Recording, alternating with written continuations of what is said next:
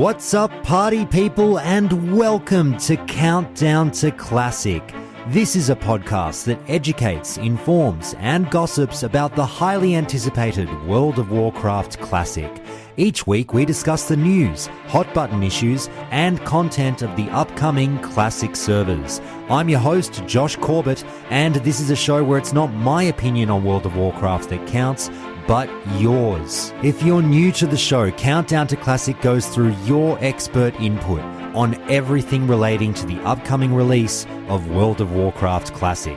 Today, we've got a bunch of newsworthy issues that has those involved in the beta buzzing as we talk. Melee Leeway, the AV weekend, the race to 15 on the third stress test, more talk on layering, and then we finish with Vanilla WoW dungeon designer John Staats coming back to talk about the making of Scholomance. So you all know the drill by now. This is a community-based podcast, so if you like what you're hearing, please join the Discord now and keep the conversations going with us all over there. Follow me on Twitter at Count2Classic with the number 2. Email me at feedback@countdowntoclassic.com. And please do be sure to tell a friend about the show. And don't forget, you can always PM me a voicemail for the show via Discord. Everything you'll need is in the show notes for each episode, along with the show's Patreon link if you'd really like to help keep the show going. Or if subscriptions aren't your thing, then you can help keep the lights on at Countdown by checking out the show's tip jar over at Ko-Fi. There's also the show's merch store with some great designs over there for t-shirts, hoodies, coffee mugs, etc. So please do check that link as well. Just before we start, a quick shout out for listener Frags, who's desperately trying to track down an old in-game friend. He says their name is Sarsa, S-A-R-S-A, and they know him by the name of Birdsley. He's trying to get in touch with a few old friends on the Draenor EU server and anyone who is in the guild Spirit of Dawnsong on Draenor EU. So if you're listening, please reach out to Frags. That's Fragz on the Countdown to Classic Discord. I hope something comes through for you there, Frags. But with all of that out of the way, let's get into it with Calling Countdown.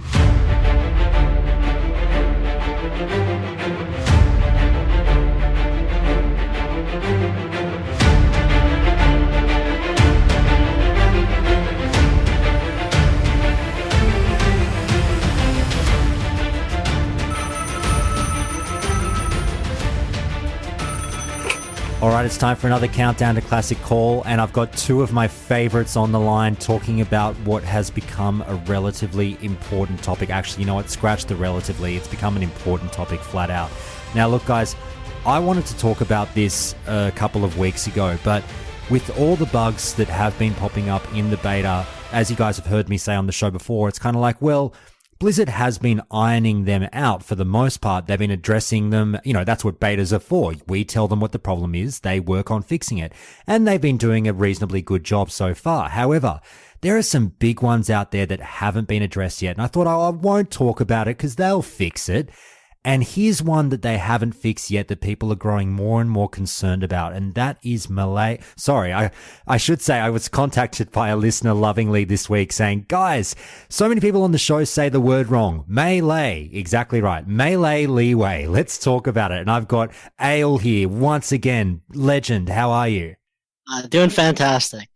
And I mean, I can't state, Ayle is always there to answer the call, and there's someone else that's always there to answer the call as well, and I can't state how much I absolutely love this person like a son. North, mate, how are you? It's wonderful to be back, man. Always a pleasure to be on a call with you. It's so good to have you here, and it's so it's great timing as well, because I've been watching a bit of you doing your own podcast as well, the Magus Cast, which seems to be focused on everything and anything majors. So why don't you tell people about that real quick? Yeah, it's we just started 2 weeks ago. It's a weekly podcast for now until Classic drops, when we have to, hunker down and might become a once a month, maybe twice a month kind of thing. While I'm playing 16 hours a day, but it, like you said, focuses on all things mage. We do have Cargos on as a warlock, just so we can remind the good people of Azeroth that warlocks are feces-consuming degenerates. But yeah, we go over anything to the community college type dollar on shit that new mages would need to know, to more advanced PvP tactics, gearing, anything that would be mage realistically, or really that pertains to world PvP in general, we are discussing. It's been a lot of fun. I tuned in the other day live right when you were getting into the thick of laying it on cargoes about warlocks basically being shit eaters, and it made me laugh. And then it's a funny story, North, and you'll hate me for this, but I went home basically that night and I wanted to figure out whether I was rolling a hunter or a warlock as my alt, and I thought, fuck it, I'll roll one quickly now on the beta, and I'm just going to make my mind up in the next 2 hours. And I decided to roll a warlock for my main alt. So for my main alt, for my number one alt, I should say. I know, I'm so sorry to do it to you. I feel I've got a big bowl of shit right here to eat as I say that. So I know it pains you. I hope you enjoy that wonderful steaming bowl of dog shit.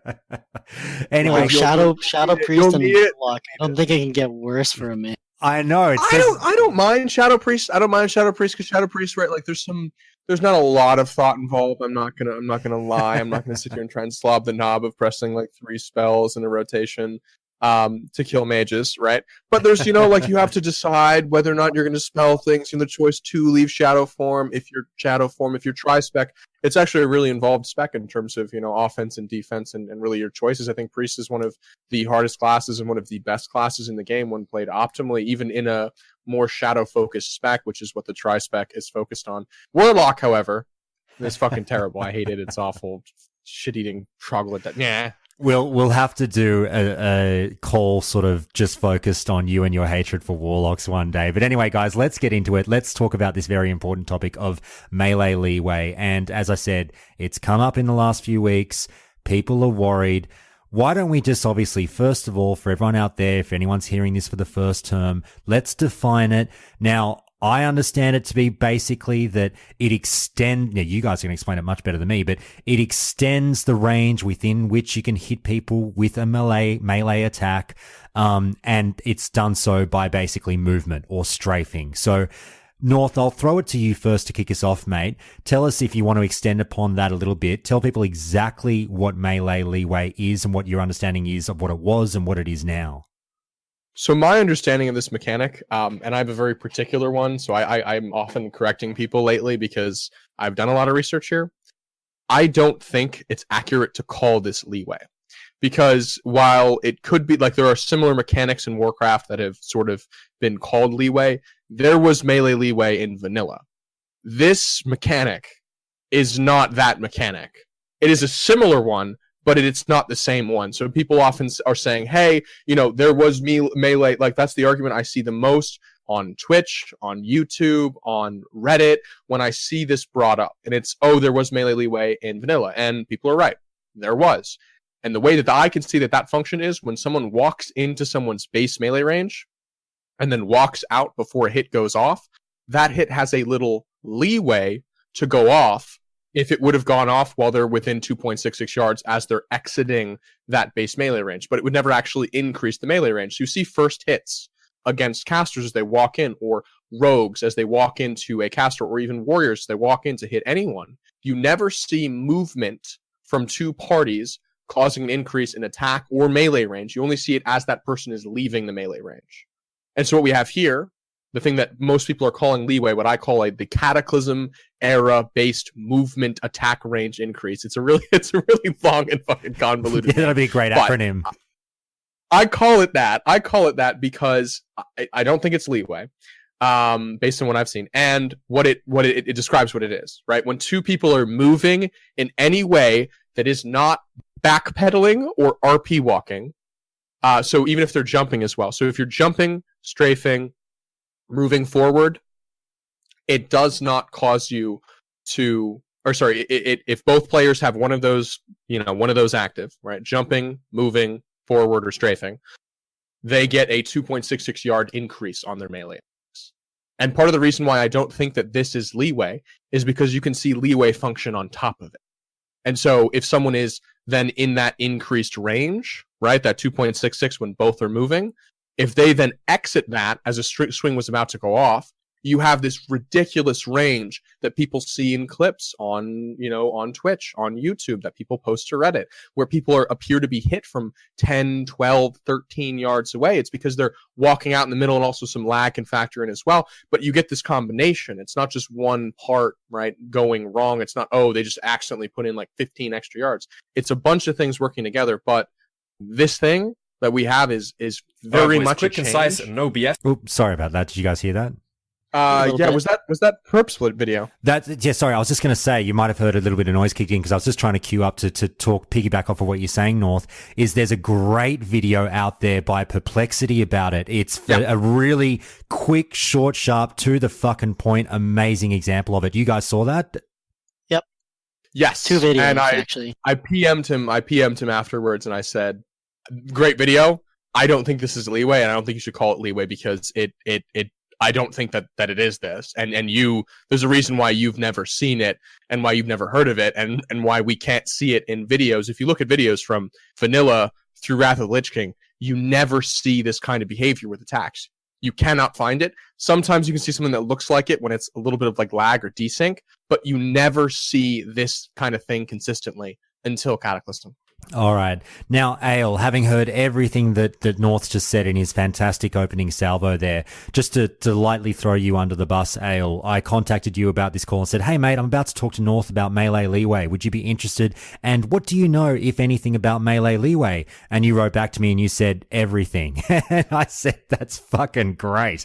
So I'm sorry to make you blush or we'll put you on the spot now, but is there anything that you heard there in North's opening statement that you think you might disagree with or you think is quite apt? Tell us what you know about the mechanic. Well, it's not just melee leeway. Like, I want to add on to this. Like, and I know North is very much aware of this as well, but there's also an AoE leeway and a snare leeway as well. But you said you prefer not to have it called leeway. Would that be the same for, like, what's snare leeway? It's when educate me. Okay, it's when your target is snared below 30%, they'll have a walking animation, and they won't have that benefit of the increased attack range. Yes, and so that is the attack range change. Then you can see that as well in Cataclysm. They can get the auto attack, but they can't get abilities off. If they're slowed 30% or more, which is every mage slow, they cannot use something like, for instance, Sinister Strike, but they can melee you from the increased attack range. But AoE leeway, I agree, is actually leeway because it's actually in vanilla and it was intended to be a leeway mechanic. It's not a attack change like the Cataclysm one was. The combination of, what people are calling leeway as well as the lack of an AoE leeway and the snare leeway has made just how these are working together in the beta has made it feel very kind of alien to people. All right, so let me ask this, and this might be a simple answer because I feel like people are still posting on the subreddit and the forums this particular argument. Some people still say, hey guys, working as intended. This is exactly how it was in vanilla. So let's settle this argument in the minds of you two. Can we answer that question to any kind of finality now in the opinions of you two? Is this like vanilla or is it drastically different? Well, I know for me, the biggest thing that I noticed that's different is the snare leeway, because it prevents being able to kite. And so in vanilla originally as a mage, if anyone's seen like the Fax Monkey videos or things like that, his whole mantra was like, if you can, I forgot, I messed up. It's like if you can snare it, you can kill it, kind of thing. Kill it, you can kill it. You can chill it, you can kill it, right? And so if you watch his videos, he actually gets like incredibly close to the things he's kiting. He doesn't actually get meleeed or anything. So I believe based on that the beta isn't working properly. And that's the thing that I noticed is the biggest change, where if you snare your target, they're able to melee you from, full range still. That may be due, it's tough to tell because that may be due to, the mechanic that North is talking about, the like Cataclysm induced increased range, or it may be due to them not actually having the snare properly implemented. I think it's both. So no, it doesn't feel right. Yeah. So it is unequivocally. Let me answer it for anyone who has any shred of doubt. It is unequivocally, without a shred of fucking chance, not a drop of ocean in drop of water in the ocean suggests that this is actually true. Right, like this is actually Blizz-like, and people keep, like I said before, people keep hearkening back to, yes, there was leeway in vanilla, yes, there was, but as Ayle says, I'm not 100% sure on this one, but I think that it was removed by any 30% kind of snare. So I think that the leeway mechanic, where if you dip into range and then you go outside of range to prevent someone from dancing just outside the melee range, if you actually dip in and then dip out, it doesn't allow you to avoid a melee attack there, as long as you're within 2.66 yards. But this melee attack increase shit, you can easily see in any video that it's not actually supposed to be true. Look at Vertiny 1. The only example there of a really long auto attack increase is when there's a warrior that's obviously lagging, like lagging in ways that words cannot describe. Because as you see on the beta, and people say, oh, it's correct, if someone's actually slowed, they can't use abilities from a certain yard away, right? They don't get the extended range if they're slowed on abilities. That warrior can still use abilities. And of every mage video I've seen, that's the only example where it even looks remotely close, and it's obviously motivated by lag. And then you look at videos from a rogue's perspective, where when a mage is slowing them, and even when the mage isn't slowing them, they never have auto attack that increases in range as the mage starts to walk away from them, because it's a typical situation. The mage will start to walk away from a rogue when the rogue is getting close to the mage. It's easy to see. There's a ton of 1v1 footage from vanilla. It's not there, and it's not in TBC, and it's not in Wrath of the Lich King. And once you look at Cataclysm Arena changes, even pre-patch Kata from Wrath, it's easy to see that people start this weird backpedaling meta that we now have on the beta, where you have to game the leeway, or quote-unquote leeway. You have to game the attack range increase by backpedaling where you wouldn't before. There's a reason why backpedaling wasn't in the game or used at all in like hardcore players in vanilla or TBC or Wrath of the Lich King. It was never actually used. And that's because there was no point in doing it. But with this attack range stuff, from Cataclysm on, there was a point to actually backpedal. That's why you see it in arenas afterwards. Mate, you are killing it. I haven't seen you this passionate about something since we last spoke about vintage pornography. It fucks mage. It fucks mage it's so hard. Apparent on mage, and I think that's the biggest thing, because like mages have a root, they have a snare, they have AoE snares. So playing as a mage, going from, you know, whatever your experience was before, whether it be classic or something else, to this, it's like fucking horrible, right? And that, like, there are so many things that conspire. And so when I first actually got on the beta, I was so happy to get on the beta. And then I first encountered this issue when I was trying to AoE farm at level 14, which involves a lot of kiting mobs. It's a stupid. It is a very niche strategy. Anyway, I noticed that the mobs were hitting me from what seemed like 2-3 times the distance away that they normally could, which obviously in a strat where you just run around with frost armor kiting mobs is a pretty fucking big deal. And so I chain died for 10 hours and I was just sitting there, you know, reflecting, thinking, okay, it's gotta be that I'm used to private servers. It's gotta be that my mind is not right. It's gotta be that it's gotta be the batching. It's gotta be something, because there are such major differences, and people use these to dismiss the notions of people who have played on private servers is, oh, you know, it's just you're thinking about the private servers. There's such a far recreation, you know, they're you know, they don't even scratch the surface of what the classic beta does. And in a lot of terms, scripting, you know, stats on mobs, I guess, right, having it be beautiful and clean and stable, they're right. But in terms of actual mechanics here, you lack AoE leeway that's working correctly. You have this extended attack range. You have leeway for melee that doesn't appear to be altered by snares. And so it conspires to make mage feel really weird, because you have an increase on the one hand of a melee attack range essentially by double. And then you have a decrease of mage spells by about 20%. Every AoE spell, his base range is decreased by 20% currently on the beta because of how AoE leeway is not functioning. It could be as much as 25%, but we'll just go with the low ball 20%. And so you have this area where mage used to be about controlling and manipulating the people around you, using your slows and your snares to really craft, live on the razor's edge. You're squishy, but you can control what damage is coming into you with your wards and with your CC and with your shields.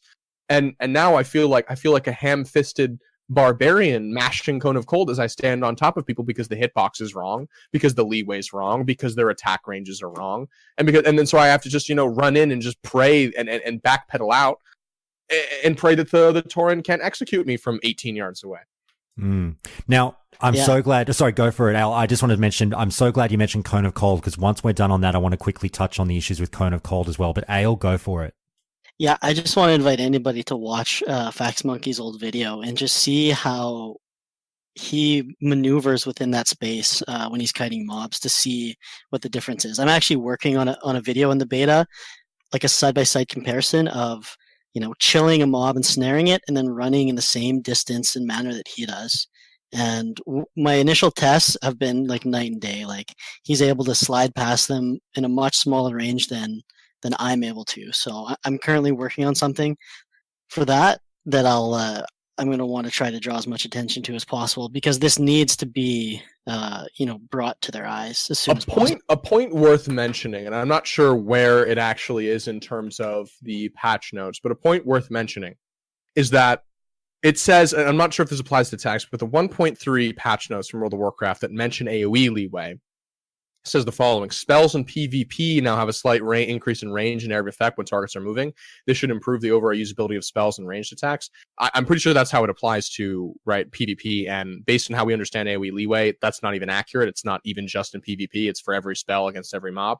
But it could reasonably be, and I haven't seen any real evidence to the contrary, that there should be different, that there are different ranges, and that actual leeway, not this attack range again, but actual leeway is only added in PvP, right? That could be true. So I agree, like the mobs, it is so night and day to see, and the mobs are obviously, without a shred of a doubt, so far from correct that it actually baffles me that anyone would ever try and be on the side of, oh, this is just, this is the way that it was, when it so obviously is, around double, if not more, the distance that you typically have for these mobs. I have so many clips on my Twitch channel where people are like, why are you backpedaling? And then I show them how far away a mob can hit me if I'm not.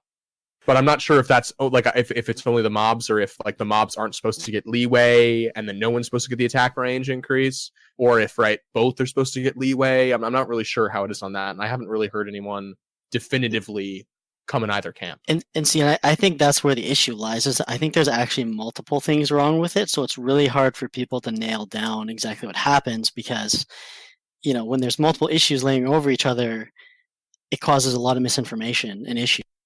And you can actually see, and I think a great example of how this is sort of explicable. And a lot of people ask me, oh, well, how do you know? How do you know that this is an attack range increase and this is the way leeway was? You can test it. So if someone is stationary and you walk towards them and then you walk away from them after you get into their melee range, they can swing on you, even though you're outside of the melee range when it actually goes off. And that could be a batching thing, right? And I assume that that's kind of a batching thing, and that leeway and batching sort of work hand in hand. The spell doesn't quite register, and so it says, hey, even though you're out of range, when this attack is going off, we're going to allow it to go off because you're within 2.66 yards. You can see that very easily. If you do the same thing against a stationary target, and you walk in to melee range, and then you begin to walk out, but instead of walking out, you blink through them, the attack does not go off, which means that there is an actual limitation in terms of range. There's a range-based limitation that when a swing is about to begin and you blink, it will not register. But if you walk out and you are out of their melee range, very definitively out of their melee range, it will go off. And that, to me, and based on what I've done the research of, that is leeway. Now, guys, is there any other, thinking of the obvious, and we've talked about, obviously, North, you're quite passionate about the changes this would make with mages and how you control a fight, and particularly, dealing with warriors or whatnot. But are there other people that this is significantly something that might change the way in which you approach your PvP or what have you, whether it be a pro or a con? I automatically sort of think of hunters as well. Does this eliminate the dead zone? Do you guys have any other thoughts on other classes that might have their interest perked up by this particular issue? Well, currently how it stands, all melee have a really large hit range. And referencing that video that you brought up earlier, the Perplexity video, the melee range is huge. And for Tauren, it's even larger. Oh, it was 10 yards. It's crazy. You can barely hit. So the hitbox doesn't actually increase from what I've seen. So you can't actually hit them from further away. Someone said that. I'm not sure if that's true, but apparently you can't hit Tauren from farther away. With an arcane explosion, but they can melee you from further away. So, it does make it very challenging as a mage to dead zone a hunter properly, and it does effectively eliminate the dead zone range for how mages traditionally used it in vanilla and on private servers. So because of the increase in the melee range, if you are moving when you follow them, and that's typically what you try to do, you move to try and stay in their range. Now the only thing you can do, you have to backpedal to stay in their range, or just stay stationary and start spamming a spell, because then your lack of movement doesn't allow them to have their increased melee range on you. So you can still dead zone them, but it's just a little bit different and just a little counterintuitive in my mind, because mage really is the mobility caster. And now in so many ways you're forced to stay stationary, like put yourself in the ground to game a mechanic that should not be there. I really do recommend people go and watch that video by Perplexity, because as Ayle mentioned, like, he shows off the distance pretty clearly, and even he makes a joke about it, going like, it's like you're hitting from, the other side of the world or something, but it is actually laughable. Like, I was comically laughing at the ridiculous distance between this Tauren and its target, that, as Perplexity notes, really does seem to be 10 to 11 yards. It's bizarre to see. But anyway, guys, let's hope it gets addressed. Let's hope that Blizzard is obviously working feverishly away on trying to get this sorted out. But as I mentioned, one quick thing I also have been hoping to talk about on the show, and some of the listeners have hit me up about, and while I've got you, North, obviously you being the mage extraordinaire, and Ayle's got a shitload of time with mages as well. Both of you are pros with the class. Let's talk about Cone of Cold, or as I affectionately term it, Cock. Now, North, let's say you throw down a Cone of Cold in the beta. People have been saying it's off because of differences in height between you and your target. Is that right? Yes, correct. Completely correct. But it's to the point where even when it's a minuscule difference in height, it doesn't look like it can hit. Like, right, like you'll be on top of the target, and they will be so slightly up a hill that every other AoE would hit. Right? Nova would hit it. Nova would hit it, Arcane Explosion would hit it, Blast Wave would hit it. I tested all these abilities. All of them worked fine on hills, except for Cone of Cold. That, doesn't feel like a cone. It feels more like a laser that extends immediately in front of your sternum for about 3 yards, and then sometimes has jagged edges and sometimes does not. I played a lot of Mage over AV Weekend, and I couldn't hit anybody with my cock. Very good. In the same thing that North has been saying, but I wonder if maybe the strafe issue that still hasn't been fixed comes into play as well. And that's where, if you have something targeted, when you don't strafe at an angle, you just run sideways. But even when that's not an issue, like I have felt my cock to be just like, it's not quite where it was. It's not full mast where it needs to be. It's just it falls flat way more than it should. It feels never different. Goes out in front. Oh, very good. All right. Well, look, again, hopefully that's another one that Blizzard addresses, and people are pretty universal on that one, going, look, this is not working as intended. So mages, Blizzard, please get on it. Look, guys, thanks so much for coming on and discussing these issues. And enough time has passed in the beta where I think they absolutely have to be addressed. And hopefully, these kinds of discussions are what prompts Blizzard to get on that ASAP. Now, look, Ayle, as always, mate, thank you so much for being on the show. We're about to jump in on our Scholomance chat as well, so you're doubling up today. Thanks for having me. And North, mate, give a huge plug again. Actually, you know what? I'm going to help you out here.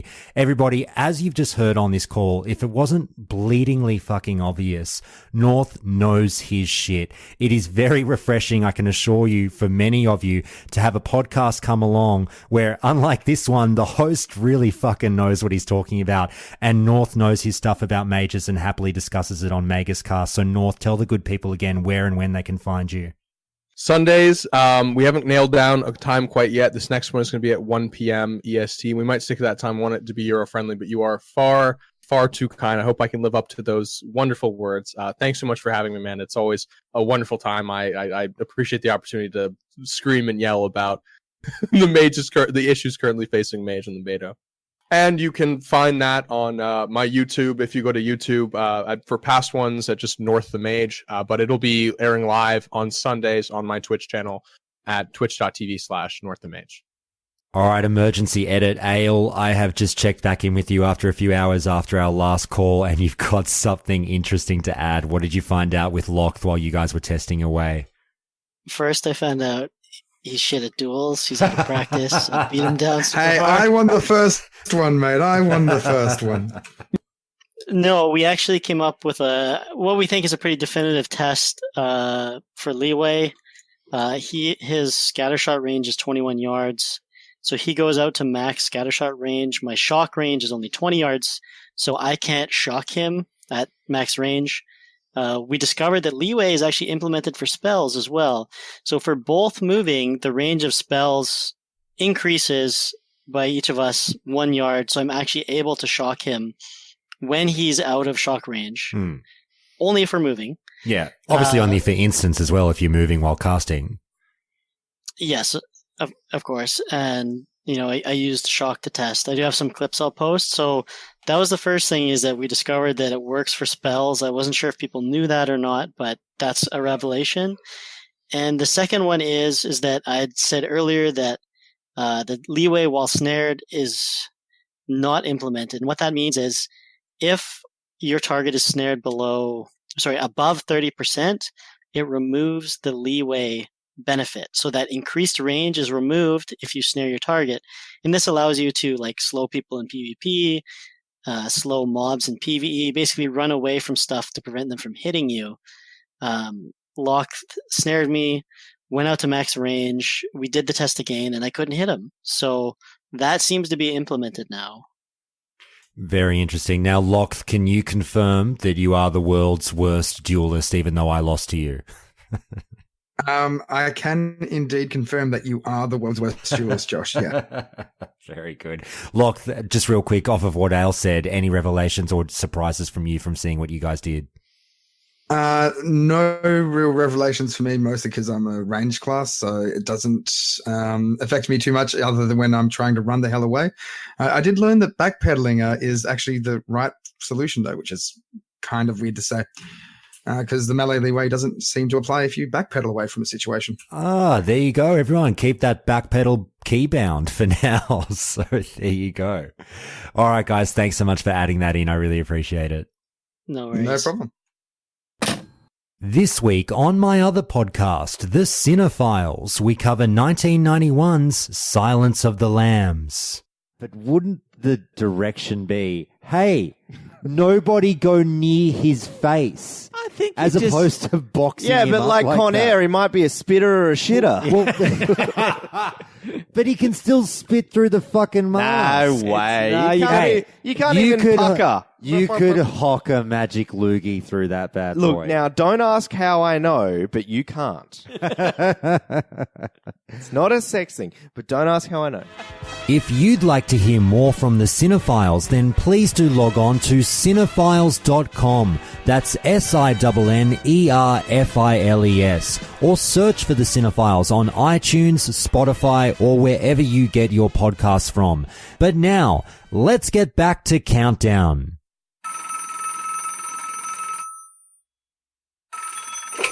All right, guys, listen up. This is an addendum to everything that you have just heard. So literally 24 hours after we recorded that call, I got hit up by Ayle and North going, Josh, shit. We have discovered some more things that we spoke about on the call yesterday, and we need to clarify a couple of the points that we touched on. So guys, I'm going to leave it with you. You did a boatload of testing after that call yesterday. Ayle, I'll start with you. Tell us what happened. Yeah, so there was a little bit kind of a discussion yesterday where we're trying to decide, what is actually causing these Leeway issues. So we got together with Lokth and we did some testing afterwards because I just wanted to see, I wanted to test the spell Leeway. Basically, Leeway, when both targets are moving, you have an increased range in which you can use, spells and abilities. And to our surprise, it was working. And as well, the snare Leeway was working, removing that range. And what I'll say is, obviously, he'll be jumping up and down. So I'll say it's Lokth, obviously, because he'll be listening to this going, you son of a bitch. But North, tell me, after you you and Ayle had a bit of a chat about this just then, what does that mean for you, what Ayle has sort of been playing around with over the last day? Yeah, so we, in the last call, had discussed the fact that there was no spell leeway and how that kind of made Mage a lot worse, and this really does sort of start to fill in the gap. There still is the problem with melee leeway, or melee attack range padding, as I've now begun to call the behavior that I see on the beta. All that being said, we thought that there was no spell leeway.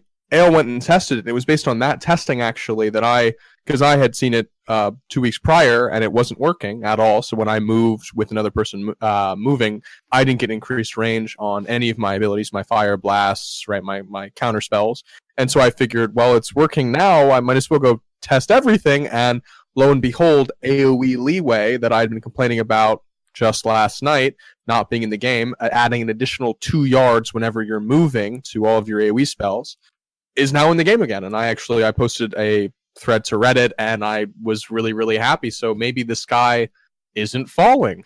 Right. So, and I've seen one of those clips today. Someone posted one in the Countdown to Classic Discord of an example with Arcane Explosion. Basically the same thing as Perplexity's video. Someone standing a, ridiculous amount of space away from the mage, pops off an Arcane Explosion, and it hits. So is that kind of going to be something that, look, let's it all should be fixed or what have you, but as you say, it makes you feel a bit better. Is it a tit for tat situation where, all right, you fucking Tauren warriors or whatever, get your extended leeway there, and I've got this?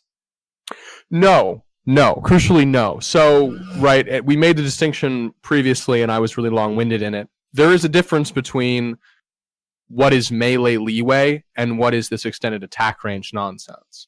Tauren warriors and their extended attack range aside, melee shouldn't get an increase in their abilities unless they've already moved into melee range and then someone moves out of melee range. They never get an extension no matter what. They don't get static extension based on movement.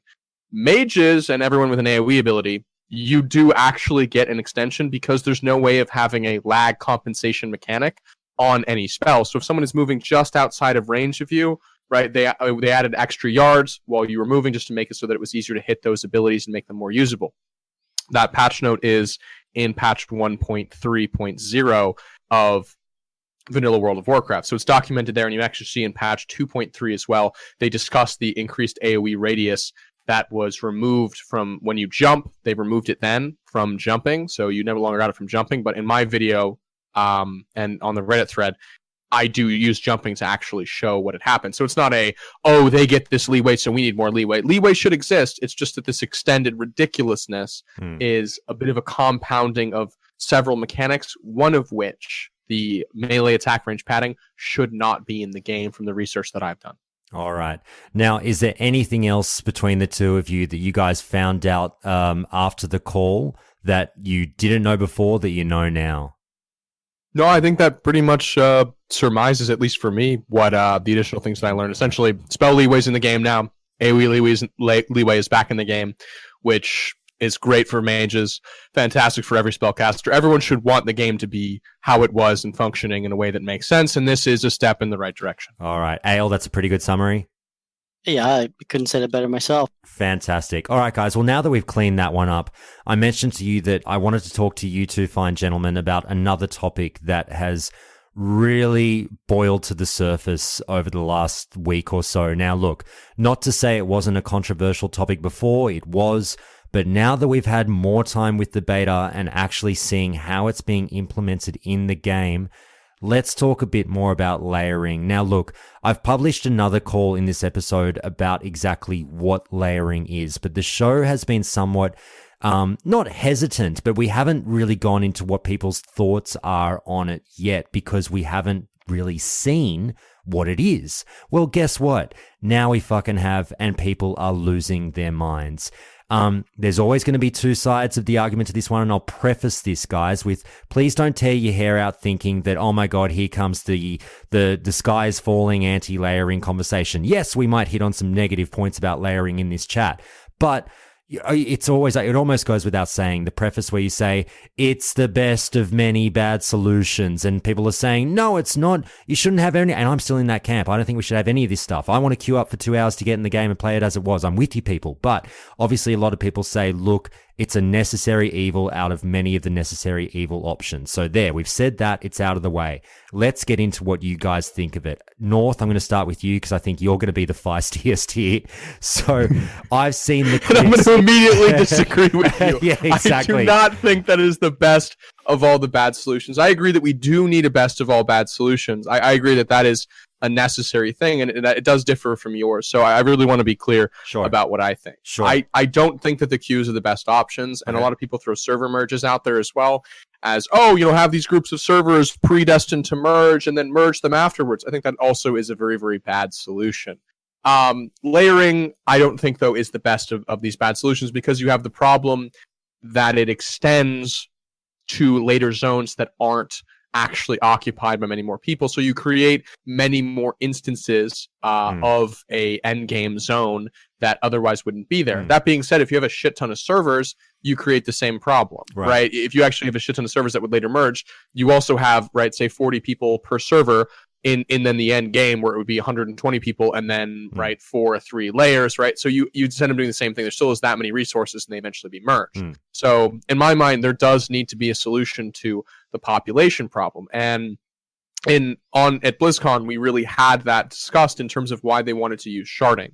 They want to make sure the tourists, day one, don't occupy so much of the servers that they have to spread everyone out. And when they spread everyone out, then they will have dead servers afterwards. I think that does need to be addressed.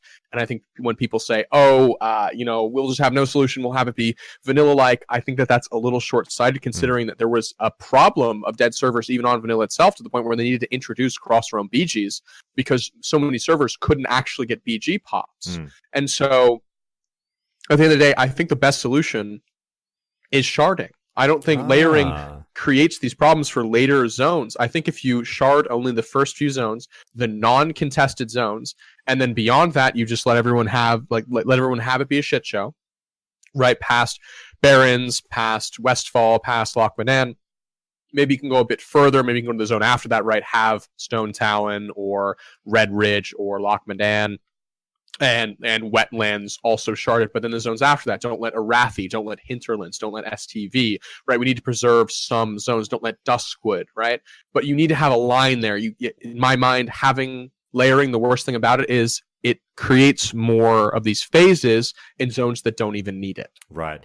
It's funny you say sharding because people might sort of gasp at that one, but I think weirdly over the last few days, it's been something that even though we were all unified in how horrible sharding was, I think for the most part, some people, some quiet grumblings have been coming out going, was sharding better than layering? But yeah, it's an interesting topic. The attempt at the rebrand was, a laudable attempt. They try to be like, hey, it's consistent. You'll see everyone in the world around you. But practically speaking, you're still going to group up and then, phase out. So long as they could do the same thing for sharding where it's like, if you don't layer away, right? But you can layer away naturally now. Yeah. So there's no real effective difference in sharding. They said, it's going to be so different. It's going to be the whole world. But when I walk around in a layer on the beta, it's just especially dead, and then I won't actually get transported into an area with actual people. And people were definitely laughing, having a bit of a dig at the rebranding effort as well, even though we have talked about on the show that sharding and layering are different, and those differences have been put out there. The joke was, it was essentially the Malibu Stacy, but she's got a new hat. So people, yeah, exactly. But Ayle, I'll turn to you, and mate, I wanted to say that just to clarify, even though it doesn't fucking matter what I think, obviously, as I say at the top of every show, I think that, my number one thing is still queuing with eventual server merges. My number two is layering, and then so forth and so forth. But Ayle, what have you seen in the last couple of weeks that has perhaps, if at all, changed your opinion on layering, and where are you at with it? Well, I'm kind of still with the old one. I remember on our first call about it. Afterwards, I honestly kind of felt bad about the call because I just felt like I was so negative about the repercussions. Well, I've mellowed on that, and I think that I was bang on about how bad this could potentially be. I think the only kind of solace I have right now is that the fact that they can't actually layer the beta properly because there isn't enough people in there, that they're kind of creating these artificial smaller layers is what I'm hoping is happening, and that they're going to stick closer to their implementation and what they discussed originally, where it's going to be like chunks of thousands of players. Because right now in the beta, like, you know, last night I went to Westfall and there was no alliance there. I hopped between 3 different layers. I didn't see a soul. And you know, just running around up to Stormwind, you know, same thing. I just can't find anybody, and I'm hoping that's more of a product of the population of the beta, and not actually what it's going to be like. It's a great point to raise, and North, I'd ask for your opinion on this one, because I know, again, there will be people listening to this absolutely fucking tearing their hair out going, how can we comment on it, Josh, if we haven't seen it in its full implementation yet? We haven't had the population of a server launch. We haven't tested it. It is way too early to talk about what layering does. Do you think it is too early, or do you think you've seen enough to kind of know where we're going? I mean, it's really challenging. That's a fantastic point that, right, you know, the people tearing their hair out saying, hey, like, you don't actually know what it's about. I agree. You can't really know if you're going to hate something until it's properly implemented. That being said, the reservations around it, I think you're accurate. That being said, Blizzard has a very easy solution. Drop the bullshit with the fucking stress tests being sub-only. Get enough people in the stress test that it actually makes sense. Hell, invite them to the goddamn beta so it's not dead and I have no one to get out there and kill, right? Like, if you actually let the plebs into the beta, you could probably beta test the game and not have it be a fucking streamer, you know, PR fest, and actually have people in doing things, testing the layering with enough people, have the mega servers that they're trying to make that would cut down eventually, right? Give the plebs what they want, let them in. I couldn't agree more. And you can actually test the game better. I couldn't agree more, mate. Go for it, Ayle. I think they're leading up to something bigger, because every test they've done, they've increased. I think something bigger is coming. They've been testing their kind of architecture, making sure things are working. I think we're going to get something big towards the end of the beta, because things have been ramping up. They did the first one. It was super small. It was really shitty. They did another one right away. They increased the size. You know, I agree. This time it's everybody with the sub. Next time it'll be everyone. I agree. It might be everyone. Well, they've been allowing people to download it. They've been allowing people to download it, and everyone's asking in Discord, like, does this mean I can play beta? It's popping up on my fucking launcher. What's going on? And I would not be shocked at all if absolutely. And, you know, they just go, guess what? Everyone, you're fucking in. Do it. But I mean, I'm so glad to hear you guys say that you've been finding it a ghost town as well, because you're all max level. I'm the pleb stuck back at level 33 still, like going, I played for 8 hours yesterday. I saw 2 people. And I'm so glad that you're sort of experiencing the same thing at level 40. Yeah, I mean, it is a ghost town. And I think there's a very, right, it's been that way for probably 2 weeks now, and the only thing that is really getting people up and moving around are these dueling tournaments, which are nice, but it feels like a very easy solution just to let all the plebs in. I hope that that's what they're leading up to. Yeah, I had a good point. I had a good point raised to me yesterday when I was discussing this with somebody, and they said, you know what, this is the first really true sign that Blizzard is using this as their beta to make this game as good as possible. They're testing it, you know, to increase server population. If they're not ready for it and they still need to test certain things, like, they won't bring more people in unless they're ready, right? And the benefit of having more people in is it makes a better gameplay experience for everybody in the beta. But if they're not ready to test on that level yet, then, you know, they're not doing that, right? That was a point that was brought up to me that I thought might have some weight. I should say, sorry, it makes me think that, just back to what I was saying before, one of the 2 people that I saw yesterday was Mad Season, and he was like significantly higher level than me on the other faction, and we stood like 10 yards apart from each other. I'm not sure if I said this on the call yesterday, and I was like, I might have mentioned it to you, Ayle, and I shat my pants for a second, and he just waved at me and moved on, and I DM'd him and I said, dude, that was me, thanks for not killing me. And he was so good about it. He's such a fucking legend. But I wanted to move on to what you guys thought of some of the more, concerning examples we've seen, and whether or not this is going to happen again, testing, we don't know what's going to happen when we obviously launches, but the famous clip of Venruki getting the double chest at Gurubashi. Now we've had a clip come up in the last couple of days, and I think North, you had something to say about this, of Soda apparently switching layers just to avoid getting ganked or corpse camped. North, I'll start with you. What have you thought about some of those clips that you've seen? I think that they represent, even despite the issues that people take with the negative opinion of layering, right? When people say, let me clarify that was a little confusing. When people take issue with the criticisms of layering, I'm with them, because a lot of the times you don't have the implementation. People say, oh, there's 30 people and then it layers. Well, yeah, there's not that many people on the beta, so how are you really going to test it accurately? All very fair points. This, however, really is it's the icing on the shit cake that some random fucking warlock in the goddamn school cafeteria is trying to serve you. There's no way to get around this. They haven't fixed this issue when it's been in the game for God knows how long, like almost half a decade, if not more, in retail World of Warcraft, and they haven't fixed the issue of being able to hop layers like this when you invite people. And if you can save a server, if you can save a layer on a character, I can assure you that my entire second account will just be filled with layer hopping alts. And on launch, and after launch, and for however long there is phasing, layering, sharding, whatever you want to call it, I will be hopping from place to place, and I will be using it to collect every resource that I can, to kill every Devil Star, to collect every chest, to exploit every place that I can farm in, because if I don't do it, someone else is going to do it. And it's going to be gold farmers rather than me. So, rather than buy the gold that I'm on the server with and buy it back from them after they abuse that, I'd prefer to abuse it myself. So we're left in this sticky situation where you have to game a mechanic that's sort of, ham-fistedly being implemented, rather than them limiting it for higher level experiences, because it's not really important until it's being applied to STV and like this chest that's a 3-hour event, until it's being applied to Devil Sore or later chests or rare spawns, right? And so if you prevent it from having that higher level impact, I think it's important. And yeah. And of course, you'll be jumping around to force feed as many warlocks their steaming bowl of shit that you can, right? Oh, I plan on going back to Stone Talon Mountains once I hit 60 and corpse camping every warlock until they quit. Because that is what the good Lord Medivh has told me to do. It is worth noting, however, that the Soda clip of him, apparently, I was told this after watching it, that he didn't actually escape that gank. Like, he didn't actually get layered away, because he got ganked like 30 seconds later by the same guy. So either that guy was really high IQ and layer hopped back, but there's no proof in the clip that he actually did hop layers.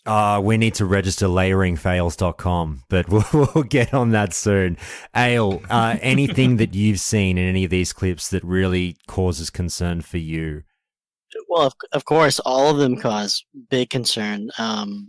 For science, on the stress test, we actually pushed it as hard as we could to see kind of exactly what you could do with it, and we used it to basically level faster than almost anybody else in the undead starting zone by basically hopping a layer every time we were doing duo leveling, had cleared out a section of mobs.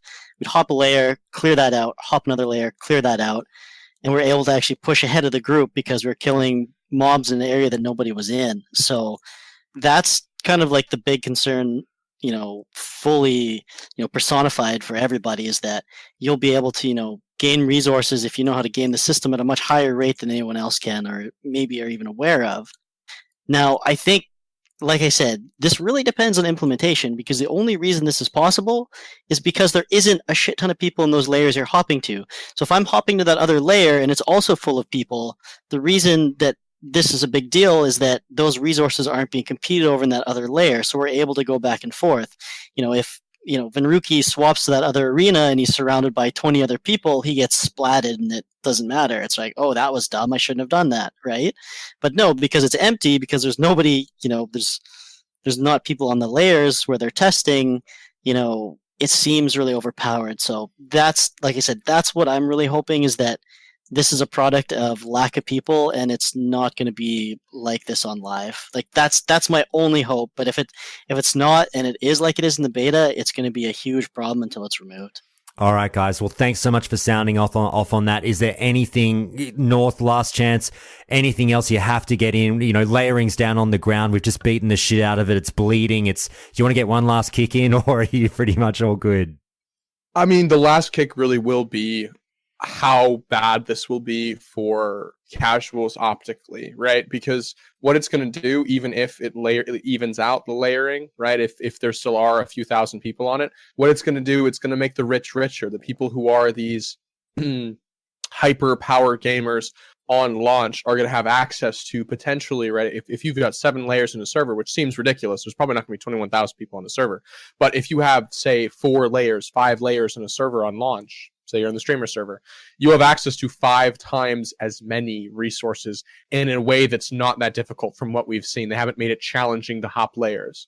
It has been very, very easy to do consistently. And so it really will make it so that when you show up afterwards, those 15,000 people are going to show up to a camp of mobs in Westfall that the people who had just been there hopped 5 layers, killed all of them, and moved on. And so they're going to actually suffer as a result of the people in front of them gaming the system, taking more resources from them, and actually causing the whole to suffer as a result.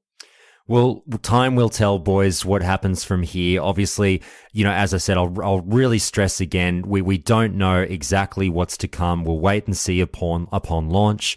But, people are obviously understandably very nervous. And, I'll add my name to that mix. I am one of the brutes who, even though we talk about it on the show, I have some very intelligent people like you two, fine young gentlemen coming to talk to me about it. I'm still wrapping my head around it, but what I've seen and what I've heard really makes me uneasy. And we talk about, the spirit of vanilla, like it's, the spirit of Christmas or whatever, but it is under attack and, getting double items, triple items, endless resources, being able to just ghost away from a ganking because you're not fucking up for it anymore, obviously goes against the spirit of vanilla. And we shall see if we can somehow reconcile these issues upon launch. But boys, you're legends. Thank you so much for coming back-to-back days. Happy to be on, man. Always a pleasure. And I really just didn't want to look foolish after we came on the day before and I said, no AoE layering and no AoE Leeway, and then have it actually be in the game the day after. So I started spamming you in all caps, like 4 hours ago. It's like, Josh, no, I look dumb. So I appreciate the opportunity to correct myself. Fair enough, mate. Yeah, right there with North, too. Thanks for letting us come back and giving up. Set the record straight.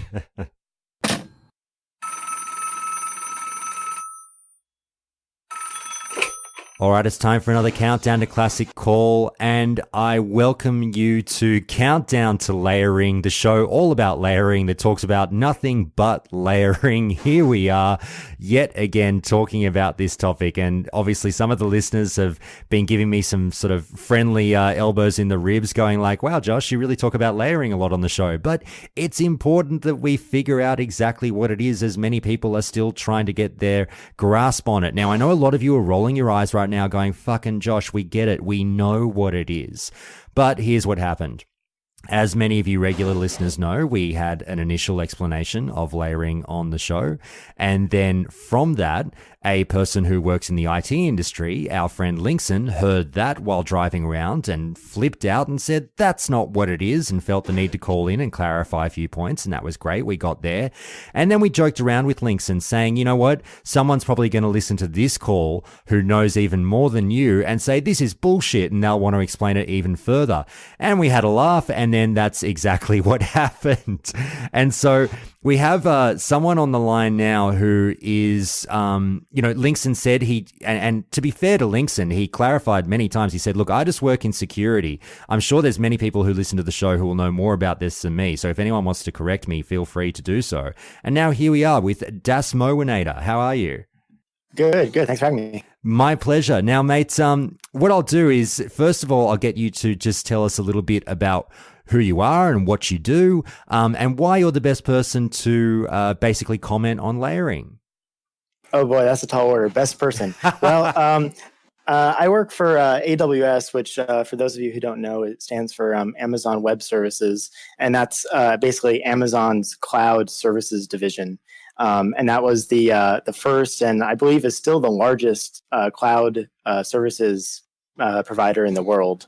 So I've been there for like 7 years or so. So I have a decent amount of exposure to distributed systems and stuff like that. Should I do a brief explanation of like cloud stuff, or should we just skip that and go into the... No, we'll definitely get there because I'm sure it all sort of correlates a little bit. One thing I want to do before we get there is just talk about, because Linkson had a bit of fun with sort of explaining the moment that he was listening to the show and he was almost driving all over the road as he flipped out and said like, no, I feel the need to tell the community more about this. And when you heard Linkson's calls, were you tearing your hair out going, what the fuck? I will admit I was in the car when I heard that episode, so there might have been a bit of reciprocation going on there. Oh god, I hope Countdown to Classic doesn't cause an accident one day, but very good. I'm glad you're here and you're able to clarify. But sure, let's start on that notion of just, before we get into the nitty-gritty of exactly what layering is and the way in which you'll be able to explain it, why didn't you set people up with what they might need to know about cloud gaming perhaps before we get to layering? Yeah, so I guess I'll just briefly give like a layman's explanation, I think, of just what cloud is, because I feel like it's this buzz term now that gets tossed around all the time. Like everybody has a cloud now. But basically a cloud, for those of you who don't know, it's just basically like a data center. You can think of it as like a data center with like 10,000 servers in it. And like those servers aren't specifically designed to do any one thing. They're just generic servers. So, they have CPUs and memory and hard drives, and customers can just come up and be like, I'm launching a new website. I need 1,000 servers. And, Amazon will be like, sure, here's 1,000 servers. And you just pay, for like per hour, like whatever it is, 10 cents per hour for each server. And you can have as many or as little as you want. And then when you don't need them anymore, you just release them back into the pool. You stop paying for them. It allows you to, scale up, scale down really easily. Obviously, buying 1,000 servers yourself can cost millions of dollars. So if you're not going to be using those long term, it's definitely better to just sort of pay someone else to have that giant data center and just sort of lease those servers on a temporary basis. And when I say lease, I don't mean like you're not like physically moving the server or anything out of the data center. Obviously, this is all like the server is owned by Amazon. It stays in the data center owned by Amazon. It's just like when you request the servers, some software and routing stuff flips over, and they just give you the server with the IP address and admin rights, and it's just yours for as long as you want it. And then when you're done, it's gone. All right, fantastic. Why don't we focus in on what you heard on the call, and then we'll get to sort of a bit more of a broader discussion on layering in general. Now, how about we will be fair to our good friend Linkson, and we'll say, tell us what, if anything, he did. I'm sure he got something right, but what did he get right? I'm going to dig through my memory here. I think he talked a bit about how like a realm and a server aren't necessarily the same thing. And I think that's a good point. I think there's this, abstraction thing, and it's, throughout computers, it's not specific to WoW. Everything is an abstraction when it comes to the internet. And so like we sort of use the term like realm and server interchangeably. And I do that too. So I'm not like trying to shit on people who do that, because I do that all the time. But like technically, even back in the vanilla days, like a realm would probably be at least 2 servers. I think Kalimdor and Eastern Kingdoms were probably hosted on separate hardware servers, and then you have like Dungeons, Battlegrounds, and stuff also on separate servers. So I think he's on to something there. I think even when we talk about the vanilla days where the architecture was very static, being able to say like, well, there might be multiple servers that are sort of working together to provide you the experience of the realm, I think is right on. And then of course that went crazy when it went to sharding. I don't know if we should sort of talk a little bit about sharding before we jump into layering, or... Yeah, sure. No, I'll definitely get there. I want to have a bit of fun now because, Linkson's in the chat listening live, so please be as brutal. I hope I'm not insulting. No, be as brutal as possible now. He can take it. Just smack down. Tell me sort of the points that you felt he got wrong that you really made you jump to get in on this call. And I say that as lovingly as possible, obviously, Linkson. Yeah. No offense to links and everything. I actually think some of the wording that's been put out by Blizzard is sort of intentionally ambiguous and allows it to be interpreted in different ways. So I think the way that links interpreted is pretty common amongst like other news sources I've looked at. But I don't. That doesn't mean I think it's correct. So I think like this analogy where he talked about like a glass inside of a larger glass inside of a larger glass.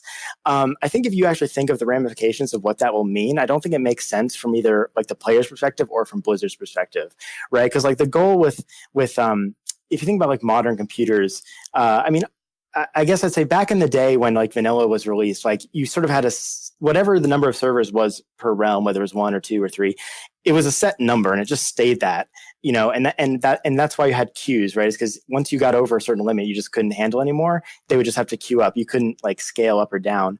But with modern like cloud infrastructures and things, like you're gonna want like optimal efficiency. So if you have like not a lot of people, you're gonna want to scale that down. If you have a lot of people, you're gonna want to scale up. And this is just sort of like expected now. Like, I mean, I'm trying to imagine like if Fortnite launched in, like last year or whatever that was, and they were like, oh yeah, more than 3,000 people playing, everyone has to queue, and like that would have just been the death of that game, right? But like, so the analogy of filling up water glasses has a few problems. So the first problem is like, if you have like 3,005 players on the server, you're going to end up with 2 layers, one with 3,000 people, one with 5 on it, if you're following that sort of analogy. And this doesn't really make sense, right? Because then you're going to have players who log into servers that look full, like it says there's over 3,000 people on it, and then you go walk in Orgrimmar and there's literally no one there. And I actually think, Josh, you mentioned this on the talk with Links, and I don't remember what the conclusion was that you reached, but it seemed like this was brought up, but it wasn't fully thought through. Don't tell me I got something right. That would shock me. Yeah, no, I think you're right on the money. Oh my God. And the other problem with the analogy is that there's no like, and this might just be a problem with the analogy, not necessarily with the philosophy, but how do you scale down, right? Like if you're talking about filling up glasses of water like you would layers with players, that doesn't really lend itself well to scaling down. And so I guess and I guess even further, you could also see a lot of exploits coming from that as well. So I've seen people talking about like, well, if you fill up a layer and then you have another layer that's a low pop layer on the same server, people in that low pop layer will be spamming trade chat being like, hey, pay me 10 gold and I'll invite you to my group, which will move you over to my layer, and then you can go farm, your Devilsaur hide or whatever, right? So that would be like a monetary advantage to be on one layer or the other. And I don't think this makes sense from Blizzard's perspective either, because they only have 3,005 players. They would rather just put the other 5 extra players on the first server and not have another layer. So I think from the scaling up and from the scaling down perspective, I think from the, for the benefit of the players and for Blizzard's sort of efficiency and their profit model, I think what almost is certainly going to happen is when you scale up past 3,000 players, you are going to see them split that in half, the player base in half, and move half to the new layer. And then again, when you get to 6,000, players, and you're going to get a third layer, they're going to take the first third or whatever of each of the first 2 layers and move it to the third layer. So you're going to keep a pretty relatively even number of players on all the layers, and then as new players log in, they'll be evenly distributed to all the layers. And the same thing will happen with scaling down. So if you have 2 layers and you're getting down to like 2,700 players, Blizzard doesn't want to keep that server up and running for no reason, when they could just move everyone back over to the first layer, which I think is what they'll do. And I think the thing that Winston said that I thought was the thing that made me want to call in was just how he said you'll be locked to a layer once you log in. And I don't think that's correct at all. I think the moving from layer to layer will absolutely be there in Classic. But remember, it's only going to happen when the total realm population changes by a multiple of 3,000. So it's going to be pretty uncommon. So you might not see it, for days at a time, or you might see it, every few hours rather than every fucking 30 seconds like you do in like retail. So you'll see it, occasionally, and I think that's a reasonable compromise between, people who don't want to queue up and, Blizzard's own profitability as far as not wanting their players to get pissed off waiting in queues and stuff, and still be able to achieve that sort of high level of efficiency they want from their servers. I'm so glad that you clarified that point about what I was interpreting as a hard cap on that 3,000 figure, because I was still scratching my head even yesterday, sort of thinking about it. And as he said, sort of links and to be fair, other people have taken this interpretation as well, going, well, once they hit that 3,000 figure, the new server just starts up, and then there's, if it's 3,000, like you said, if it's 3,005 people or whatever, then 5 people will go on the new server. And I thought, that sounds so odd. Like, what happens if they don't get another 3,000? It's this weird little tiny server, but you've explained it so well. And as you say, you think it's much more the case that it might just be split down the middle. So that does make more sense like to me. That, yeah. Now, as you mentioned, it seems to be that, Linkson did explain sharding on the show, and I thought he did a really great job in his sharding explanation. Is there anything that you'd like to add to that at all? As he said, maybe it's the point that we start before we get into layering. I think he was pretty much right on. I think one thing he might have briefly mentioned or might not have mentioned is just that I think in modern retail, it's been a while since I played, not only do they shard your realm, but they actually shard across realm. Is that correct? I'm not sure, to be fair. Because I vaguely remember last time I played back in Legion or whatever it was, that like I ran into people who were from different realms, not in like battlegrounds or anything, just like out in the world. And so I think what they do with sharding is it's just like massively dynamic. It's like totally optimally efficient. They take people from any zones, any realms, whatever that they can put together to make the optimal whatever 90% efficiency they're aiming for, and just lump them all together and go. And it doesn't matter where you're from. I almost wonder if they remade WoW today, if they would even have realms, right? Like you might as well just log into the game and it would just figure out where to put you. That's kind of what happens now. Like your realm means nothing in modern retail. Well, look, I sort of joke around. We talk about, we'll have to rename the podcast The Shape of Water, because as you say, we've had many of these analogies about the water jugs and whatnot. I mean, if I had to... Hopefully I don't have to make out with a fish at the end. Exactly. If I had to press you and I say, if we now reconfigure the analogy, what are we talking about? Is it that WoW servers are an ocean or what have you? Or how do we explain it to the people? Yeah, I'm so bad at analogies. I was like trying to think of this before the show, and like, I really don't have anything. That's all right. That's all right. Yeah. I mean, if someone, if you want to ask in the Discord for people to come up with analogies and throw them out there, like, be glad to look through them. I'm sure there'll be some funny ones. No, because if I throw it to chat, I'm going to say, what do you guys think is the analogy for layering? They're going to start saying every rose has its thorn. And you'll be like, that doesn't really apply at all, but thanks anyway. Now, look, let's talk about layering, sort of the concept of it in general, and just sort of if we wrap it up these last sort of 5, 6, 7 minutes of this call and say, look, if I give you open slather now, talk to people about what your sort of what you think is coming with layering, the way in which Blizzard will handle it. And also we talk about exploits and whatnot. Just go nuts. Go give us your open soundboard on the concept of layering.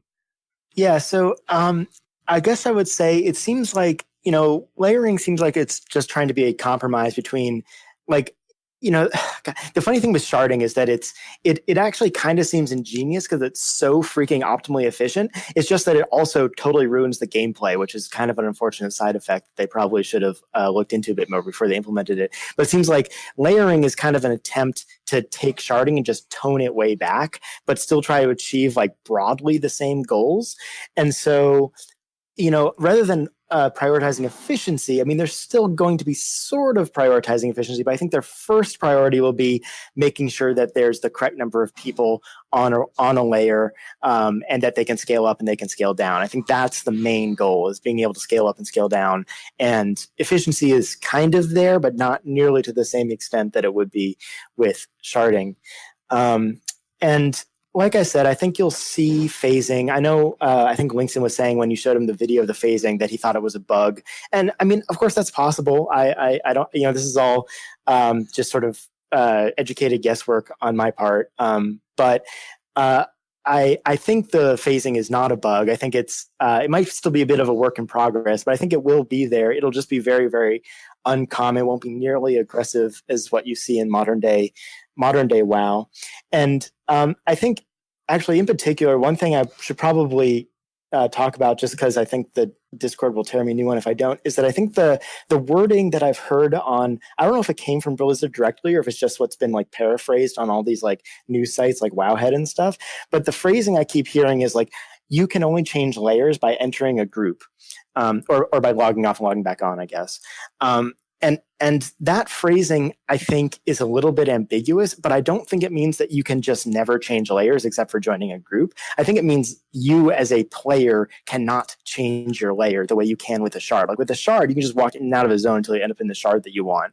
But what I think they're trying to say is like, you as a player cannot control what layer you're in. You can't easily manipulate it to go in and out of different layers real easily. The only way you can change your layer is by joining a group.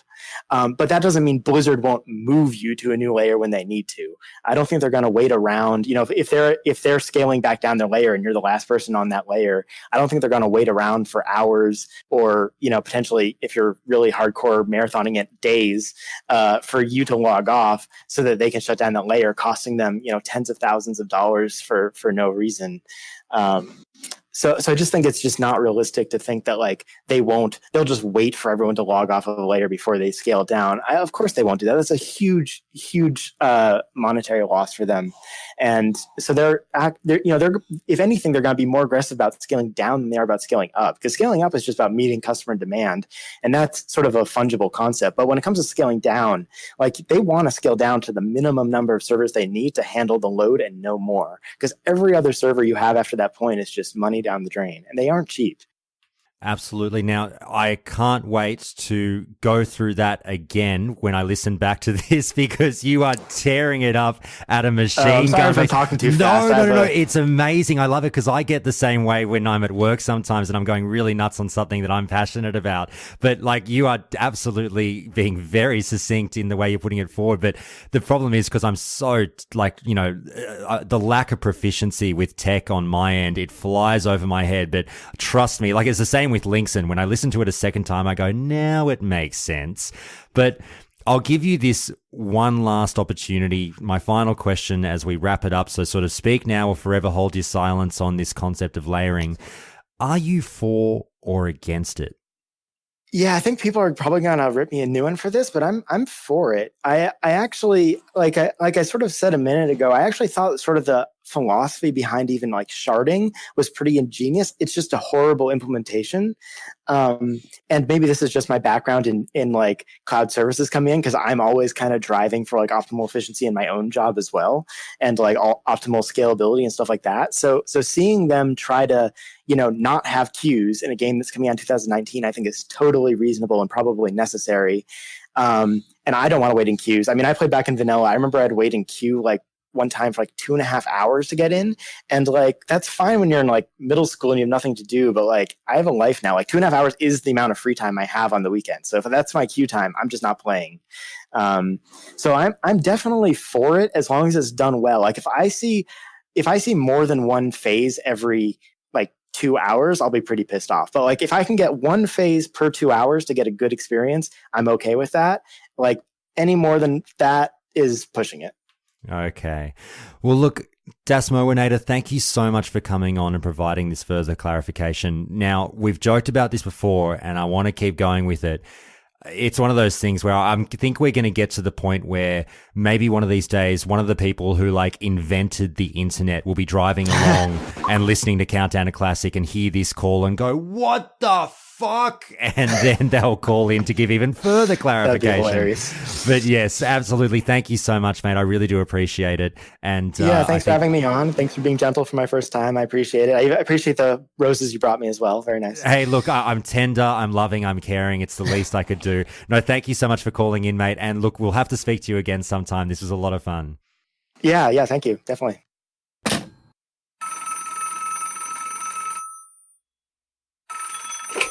All right, it's time for another Countdown to Classic call and another Countdown to Classic PvP call with our PvP gurus. And we've got a couple of faces back from that last time we talked about Warsong Gulch. Obviously, as many of you know, Blizzard decided to open the gates to Alterac Valley, as many of us suspected that they would. They gave us, level 58, instant level 58 characters, I should say, of any class. Jump in, muck around in Alterac Valley, have some fun over the weekend.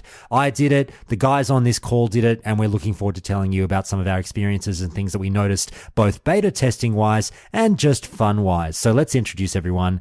As always, the de facto host of the show, Ayle. How are you, mate?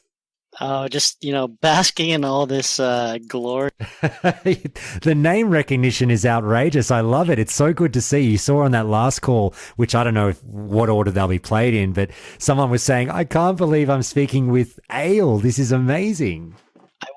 I wanted to say, what about Josh? Fuck Josh. Josh is old news. Don't worry about me. And we've also got on the line Khano. Welcome back, mate. Thanks for coming back again. Hey, thanks for having me back. My pleasure, mate. And as always, you all know him. You all love him, I guess. Lokth, how are you, mate? It's good to be here, and I'll be the de facto host soon enough. Yeah, why not? Just take it on. All right, guys, let's get into it. Alterac Valley. Now, my stance on this battleground has always been this. It's my least favorite of the vanilla battlegrounds, but I still think it's a solid bit of fun if that's what you're looking for.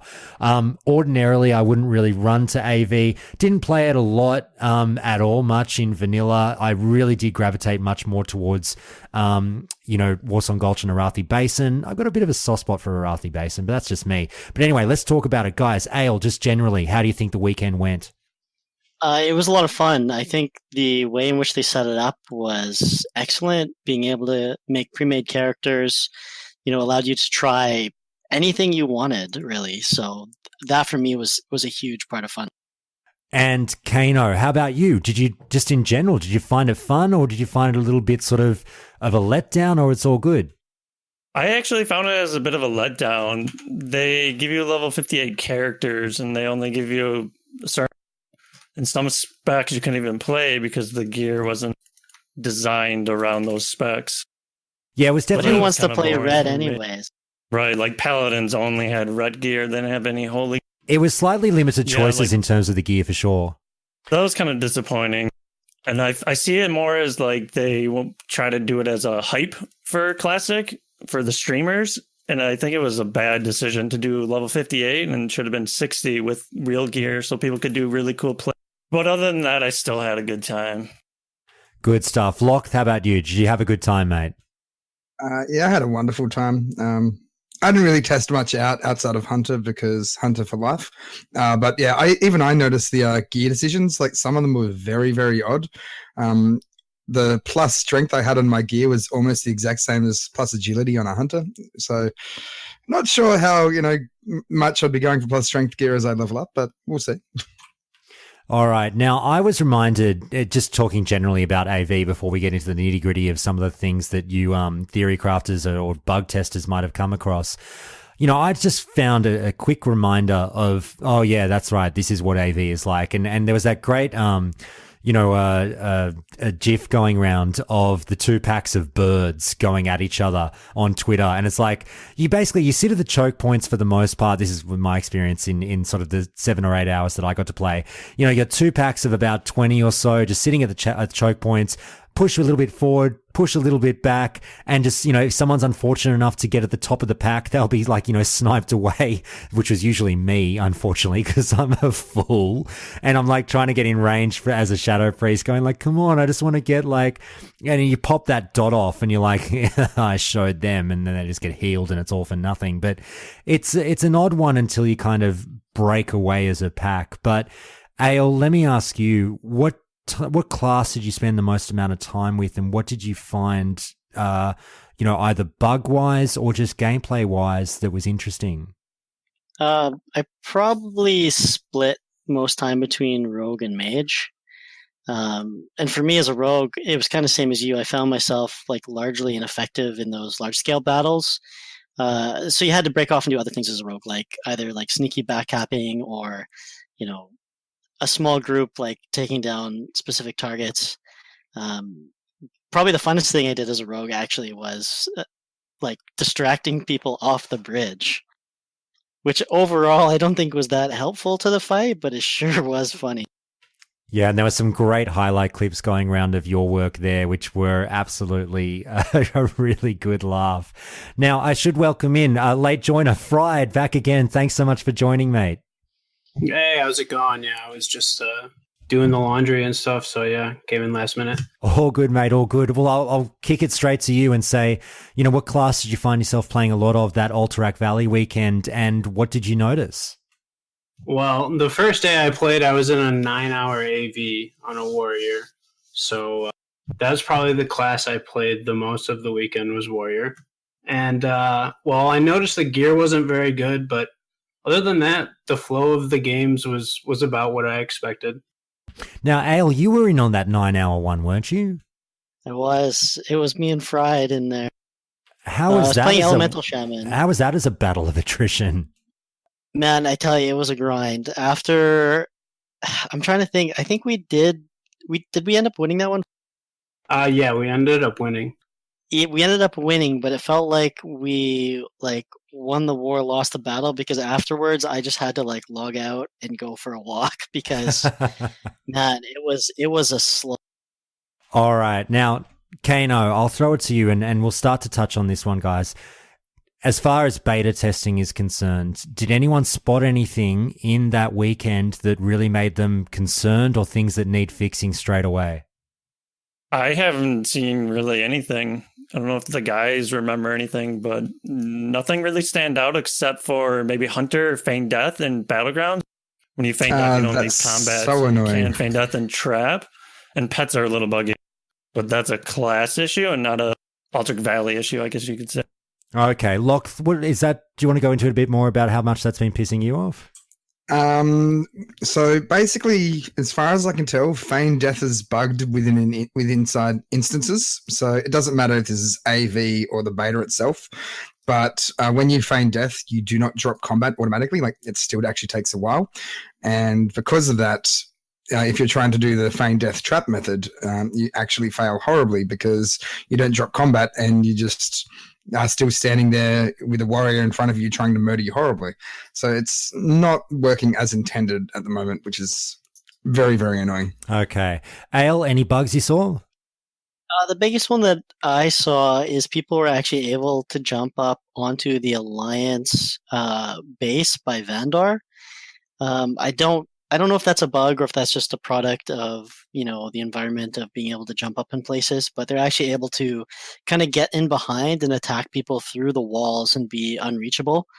I know, I'm not sure Lokth, it might have been Vomp actually who was trying to get up in the same spot, and I think that's a major issue where people are able to actually get in a safe spot where, you don't know how they got up there. It's really difficult to do it, and they're able to shoot through the walls while you're trying to do Vandar and things like that.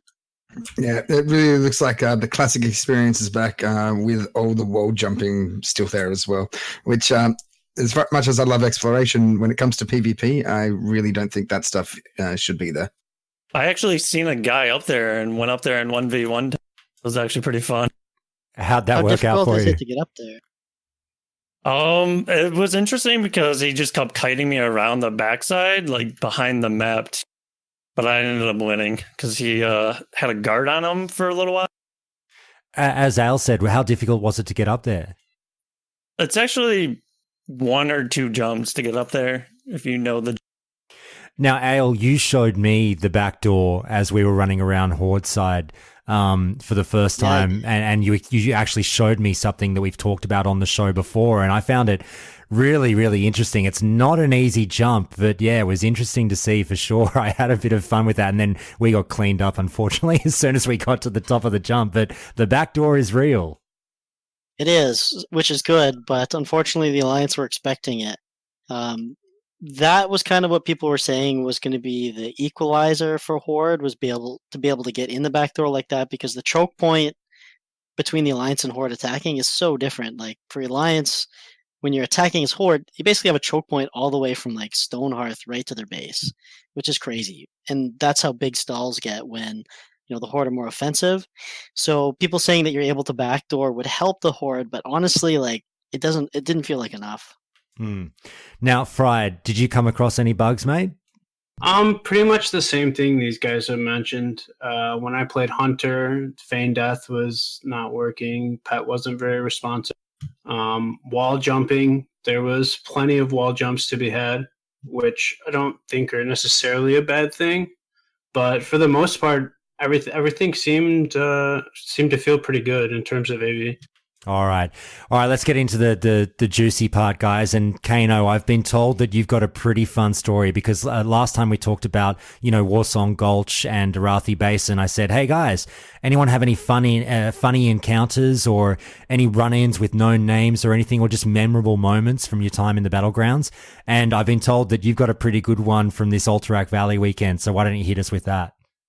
Right. So I was playing with a few friends and we had 3 rogues and we were going behind the alliance, and as they go back to like hide and eat and drink to get mana to go back into fighting, the next thing I know, I see 2 characters named Khano Dead and Khano Gonna Die or something like that on alliance.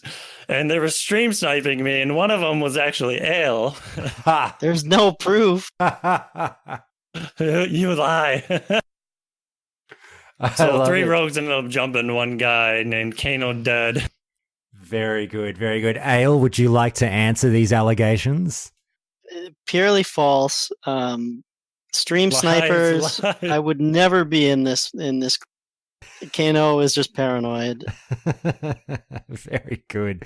All right. And Lokth, I'll turn to you, mate. We ran a few battlegrounds together. Now, I don't expect you to say, of course, that running a battleground with yours truly was the most memorable moment of the weekend, but what else stood out in memory for you? My favorite memory is when I managed to get 2 1v1s against Swifty in the middle of the field of Struff.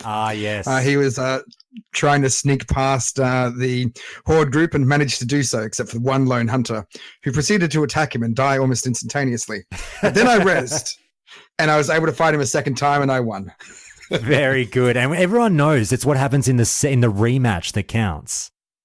Exactly. It's just like, Rocky 1 versus Rocky 2. Exactly. All right, guys. Fried, how about you? Any memorable moments or encounters?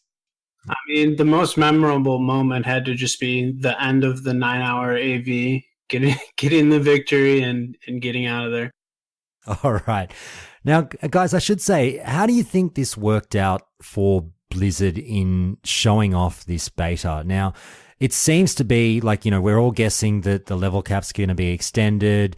AV will perhaps come about in some way. I mean, we've only got another, the beta's not going to be around that much longer. We've only got, another couple of months with it. But what do you think in terms of showing AV off this weekend? Do you think it was a good decision by Blizzard to do it now, or did you find yourself scratching your heads a little bit? I'll open this one up to the floor. Anyone jump in? I think it was actually a really good decision. Just having a look at the Twitch streams and so forth, it was amazing. Like, it's one of the few times where in this entire world of Warcraft, where pretty much everyone who was playing it was just brought into this one spot. And if you watched any stream for any amount of time, like, you'd end up seeing that streamer playing with another 10 known people. Like, you'd notice names just running around and moving around that area. And I think it just created, this unique experience that, really showcases what WoW is in a very unique way that's going to be very hard to repeat once launch happens and everyone moves into their own individual little service. Anyone else want to piggyback off of that? I think it was a good choice to have AV for a hype type event, but I think it could have been executed a little bit better. I would have preferred to see like 3 phases, let's say, of AV. Phase 1, where people are in tier 1, for example, and then later, maybe the next day, phase 2, where people have tier 2, and then like a final last stand night where everyone's in tier 3. I think that would have been really cool. Can I ask the dumb guy question? And you guys know I'm allowed one dumb question every now and again. Why did we get level 58s and not 60s? I honestly think it's to really showcase what AV was. And by giving 60s with perfect gear, you'd get very, very quick games. By giving level 58s with imperfect gear, you artificially create those 9-hour-long games because they are a lot harder. Khano, is that what you were thinking? Maybe. I'm just worried that maybe their like set bonuses on some of the gear for tier 1, tier 2, tier 3 aren't worked out yet, so it might not be working. So that could cause problems. Okay. Now, I'll open this one up to the floor again. Having spent all this time in AV over the weekend, guys, I'm not sure what your preferences are in terms of battlegrounds. I'm guessing from what we've spoken about before, it might not be so much leaning towards AV, but having now jumped in it again and spent all that time with some names on there and having a bit of fun, I mean, has it changed your opinion on AV at all? Or it's still like, no, I've played enough battlegrounds to know that, how I feel about AV is how I feel? No, not really. It's about what I expected from an AV with little 58 random gear. But I think the whole like old AV versus new AV thing is, I don't know. The games will be longer, but at the end of the day, pre-mades or ranker groups are going to be rolling over AVs. Well, that's a great point to raise, Fried, and it's something that I've seen pop up in the forums already, is the people saying, aha, see all you haters, 1.12 AV can produce long matches. You were all saying it was going to be over in fucking half an hour, blah, blah, blah, blah, blah. But you guys who were there in that 9-hour one, and Ayle, I know you're rather passionate about this topic, what do you have to say to those people raising that point? Well, I think it's kind of like Fried said. The reason that the game had gone so long is that there was a general lack of organization, and people were actively doing things to not end the game. So, for example, like, taking Stonehearth. So, you basically need to make it in such a way that the Alliance don't have the choke points set up, so you're able to push through. But without having people coordinated, we were just set up almost in a perpetual like stalemate, right? With the Alliance defending. We had pushed all the way in. I think Towley was in that game. We were just like killing him over and over repeatedly. And they had just set it up perfectly. And every time we had summoned Ibis, I think we summoned Ibis like 3 or 4 times, they would just kite him into the base. We weren't able to push through. And eventually it took, I think, letting Stonehearth be capped and then not recapping it for us to spawn behind them, then to spawn in front of us, and then a base race ensued and it was over. And I think we were actually in a game on the second day, Josh, that was only like 20 minutes long. Yeah, if you remember. No, the ones, look, I ran a fair few and I definitely was involved in a couple of 20 and 30 minute games, but the majority of them were 90 minutes to 2 hours. Yeah, I think with organization, the games will, definitely speed up. And then without that, I think there'll still be long games. Like there'll still be ones where, a bunch of random people are queued in and there's difficulty in getting, everybody organized. Like you said, it was kind of like 20v20 slamming into each other. And then the rest of the people just kind of running around, doing their own thing, like throwing people off bridges and stuff, which don't really help push any objectives. They just work against the game actually ending because you don't have enough to break through. Oh, but we need heroes like that, Ayle. We need you. Now, final question, guys. I'll go around through everyone. Just have a think about this one.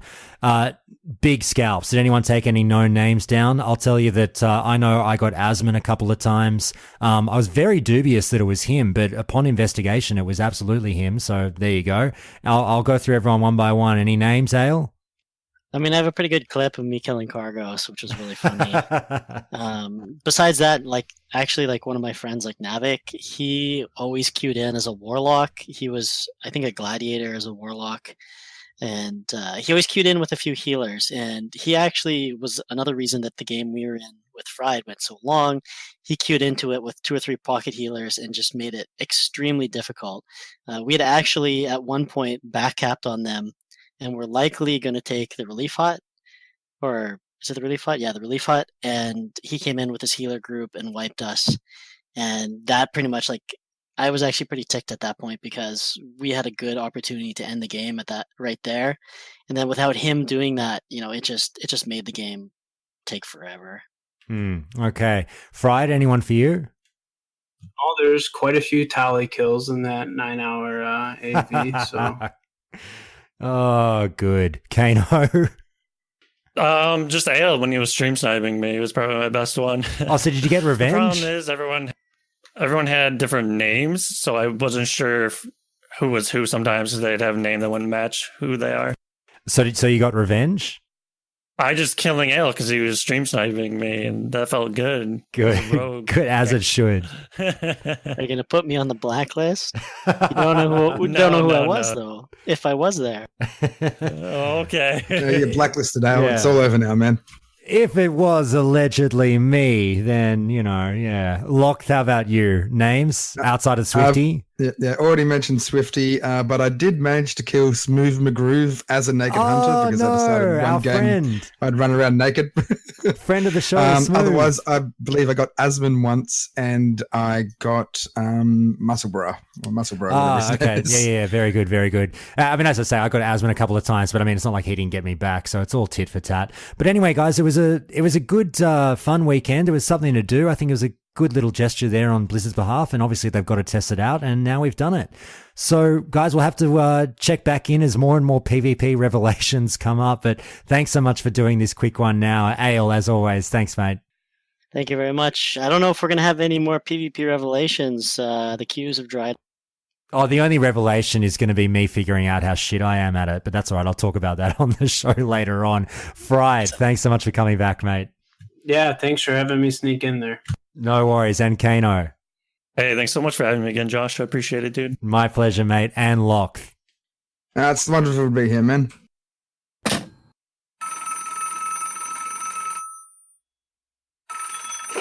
All right, it's time for another countdown to Classic Call, and I'm so happy to be joined by Judgement. How are you? Hello, yes, I'm fine.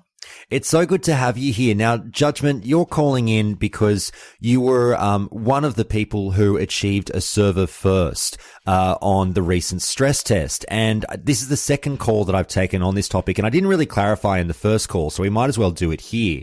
That, as I've been told, there were about 15 servers perhaps up for the stress test. So there's going to be a few people out there that will be saying, obviously, I was server first, be it Horde or Alliance, but you were an Alliance server first on server number 15. Is that right? Yes, on the stress test server 15. Yes. Fantastic. And I'd love to get into a little bit about how you went about it. But what intrigued me so much about both yourself and the other person that I spoke to is that you guys did it with what we would maybe call unconventional classes for speed leveling, because obviously the meta for speed leveling would change a little bit when it's, at a lower level, like a race to 15, a race to 20 or what have you. And you did it with a Paladin. So you've been speed running for a little while. You document that on your YouTube channel. Why don't you tell us a little bit about, firstly, why Paladins for your speed running adventures? Well, I main a Paladin, and I'm not really interested in any other classes at the moment. So all my focus is on Paladins. And it started out that I felt like it took too long to get to level 60. So I started building a leveling guide, and I got better and better. And finally, I started to be able to compete with the most other classes. So then I just kept going at it. And here we are. And those leveling guides were built with Paladins as well, is that right? Yes, everything is Paladin.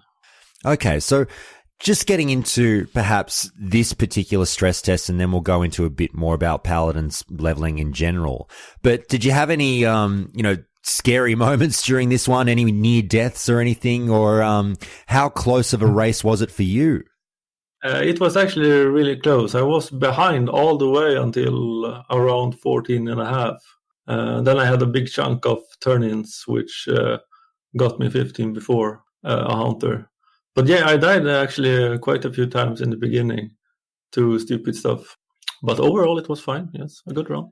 Oh, that's interesting that you did actually die a few times. Artemis, who I spoke to on the other call, said she was very, very close to death once or twice, getting down almost in single digits of HP. But luckily enough, she didn't get killed, and she felt that one death would have screwed her for the race. But you actually were able to withstand a few. Were you, screaming at your monitor or going nuts when they happened, or were you still pretty confident? Well, I wasn't actually believing that I would get server first in the beginning, because when I was around level 7 or 8, that's when I died to those pesky wolves in Evelyn Forest. There was actually a hunter who was more than one level ahead of me. So I thought it was over already by then. But I just kept going and I caught up to him. Okay, now you've obviously developed your own routes. I asked the same question of Artemis. Do you find that you were mostly grinding, or as you said, you did a few turn-ins in the end that pushed you over the edge? Is it basically the way to success is just that mixture of questing and grinding and just knowing which quest to pick? Yeah, it's mostly questing. It's only in the beginning where you have to resort to grinding a bit, like 1 to 10, I would say, maybe even less. Because if you can just get ahead from the starting zone, like 1 to 5, then you're pretty much set for questing the rest of the route if you can just keep up the pace.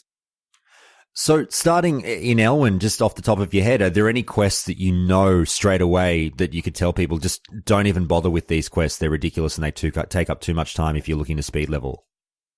I always skip the kobold quests in the starting area. You have to kill 10 kobolds, and then you have to kill 10 more kobolds, and then you have to kill 12 kobolds after another. And everybody just goes there immediately and starts killing them. And especially on the classic servers where the long respawns, there's no chance you will be able to complete those quests in a timely manner. So I would just kill some wolves, get to level 2, and then go straight to the Defias to skip everybody's, to skip the choke point, so to say. Okay, now talk to me a little bit about paladins and speed leveling, because like I say, I just don't associate the two generally, and it's so great to talk to someone who has achieved some success in speed leveling as a paladin, because, you know, fools like me sit around and say, oh, paladin, auto attack.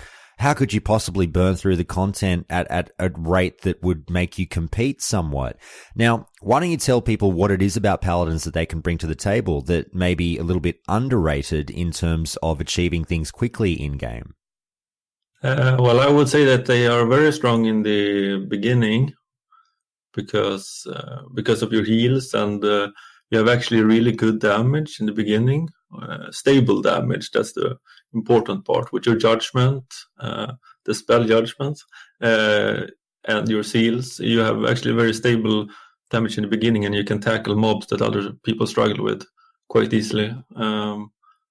So you get a good start, and then it starts to slow down maybe around level 40.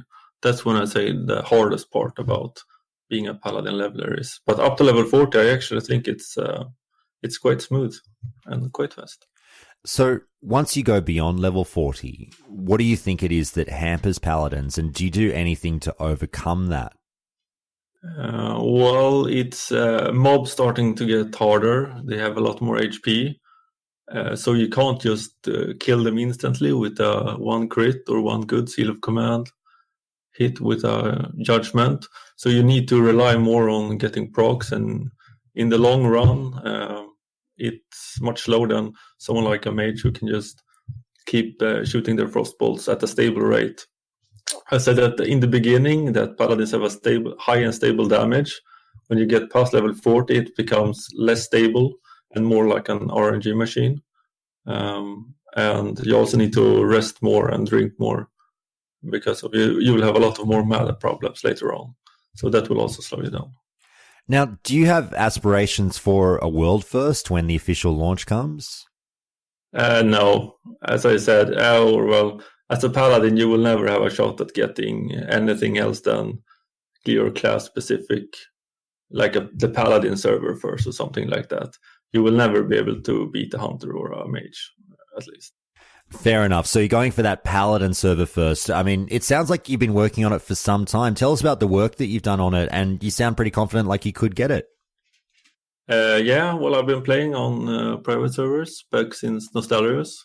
I actually played a hunter back then, but I started playing paladins in the first Elysium server that came up. And then I just kept going, and I started working on my leveling guides like probably a year ago, I would say. And when I started getting good at it, I decided to make a YouTube channel and post some runs. And yeah, I'm working on my written leveling guide as well, which I will release for free later on before release. Oh, very good. Well, look, I mean, on your practice runs on private servers, just to give people some kind of rough indication, 1 to 60 on a Paladin, what kind of times are you pulling in? You can get around 5 days pretty easily if you don't screw up too much. But I'm not sure that will be possible on the live classic servers because I don't have access to the beta, so I haven't actually leveled anything past the 15, which I did on the stress test. So I can't actually say how big the difference is, but my goal is around 5 days. Okay. Now, I'm not sure if you know how deeply entrenched you are in the speedrunning community. Obviously, you're doing your own work on your YouTube channel, and you've got a great interest in it. But if you could at all, do you have any bets on who you think is going to take out that world first? Do you think it's a foregone conclusion it'll be Joanna, or do you think we'll see someone new that maybe you know of or people know of that might come to the forefront? Well, when we're talking about world first, it's actually, do we talk like, because it's like, what could you say? The servers might start at different times. Some servers might go down and stuff like that. And you have US will probably maybe have an edge. I don't know. No, there was a global release, actually, I thought about. But if we're talking about who the first hits 60 globally, I don't think it's going to be anyone recognizable that we know. I just think it's going to be someone new we haven't heard about, really. Because there's so many people who's doing this stuff now. So, yeah. I agree, and I can't wait to hear from, to see what happens, obviously, when it all goes down. Well, look, Judgement, thank you so much for coming on the show and telling us a little bit about how you did what you did. I really do appreciate it. And actually, I should say, please feel free, plug your YouTube channel. Where can people find you and your work, and what can they find there? Yeah, thanks for having me. My YouTube channel is called Judgement. You may not be able to find it if you only search for Judgement, so you can search for Judgement Classic WoW and it should come right up. Fantastic. Thanks so much, mate. Thank you.